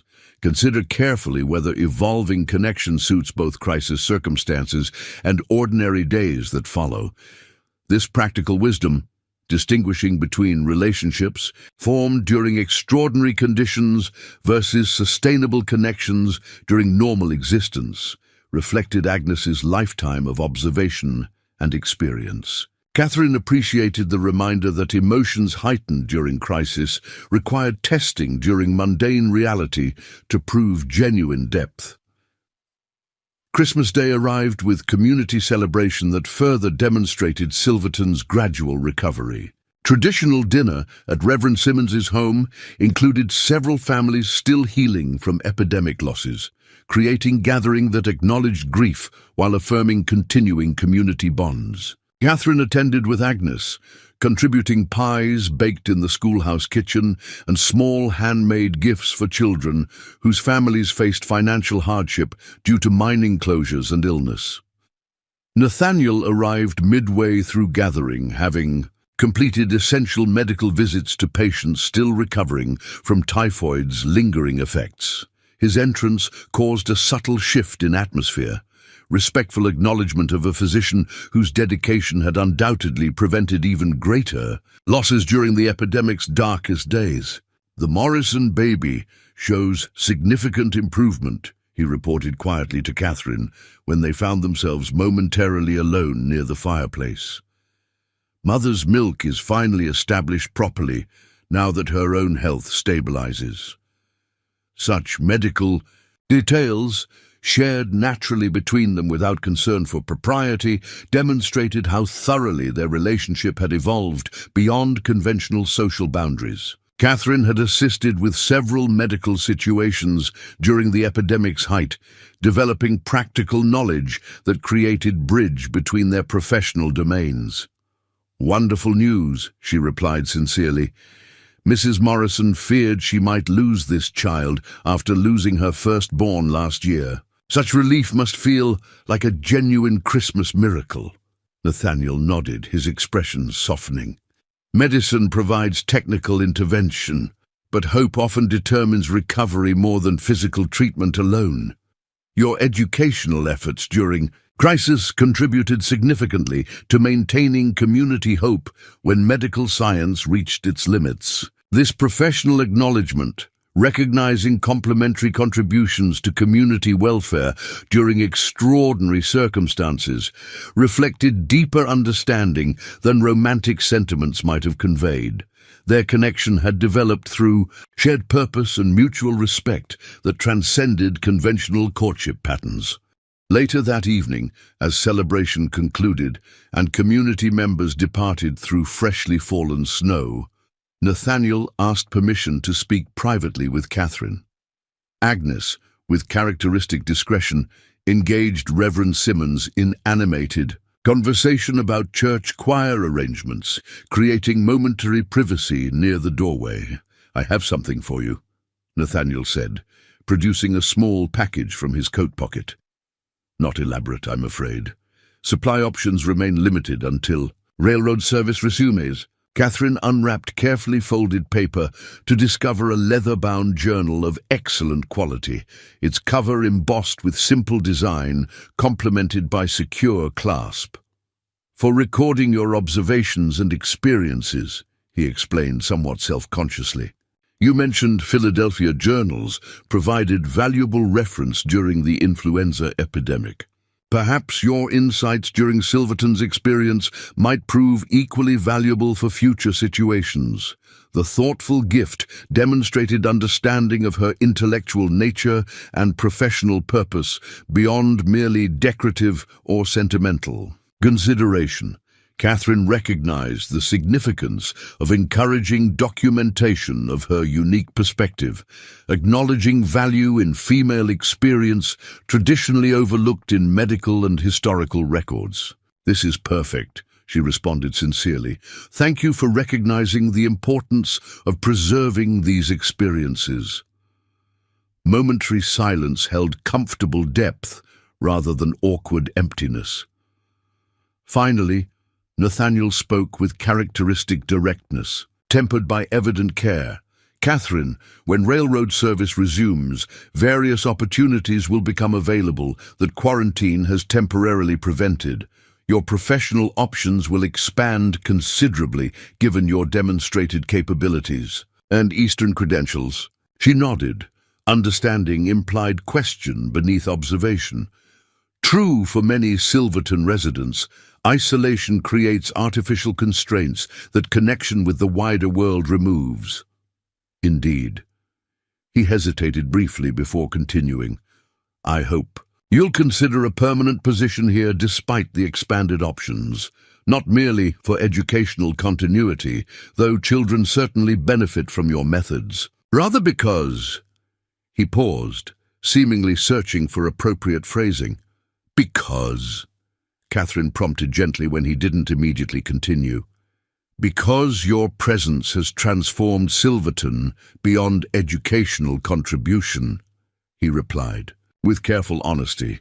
"You've demonstrated courage, adaptation, and genuine care for a community that transcends professional obligation.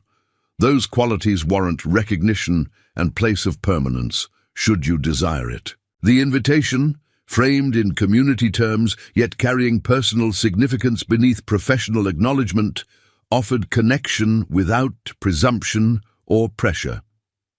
Catherine appreciated a thoughtful approach that respected her independence while expressing genuine desire for continued presence. "I've discovered an unexpected home here," she acknowledged. "Crisis often reveals essential connections beyond conventional arrangements. I would welcome the opportunity to continue building something meaningful in Silverton, both professionally and personally."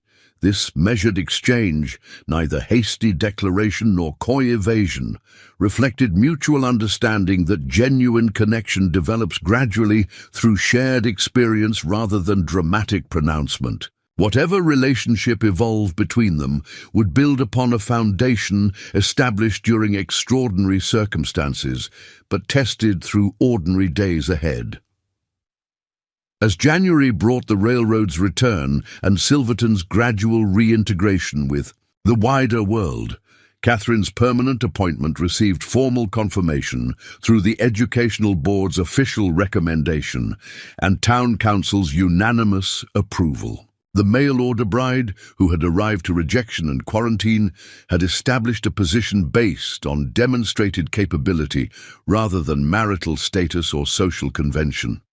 When Nathaniel formally courted her the following spring, with proper calls, community social events, and eventually quiet proposal during mountain wildflower season, their relationship developed from genuine knowledge rather than desperate circumstances or idealized projections. The mail-order bride who had arrived to find the town quarantined had discovered that the crisis sometimes reveals genuine possibilities that conventional paths obscure. The hidden trail through difficulty had ultimately led toward an unexpected home, where capability and contribution created security more substantial than any marriage of convenience could provide, and where love, when it finally blossomed, grew from authentic understanding rather than merely practical arrangement. Up next, you've got two more standout stories right on your screen. If this one hits the mark, you won't want to pass these up. Just click and check them out. And don't forget to subscribe and turn on the notification bell so you don't miss any upload from us.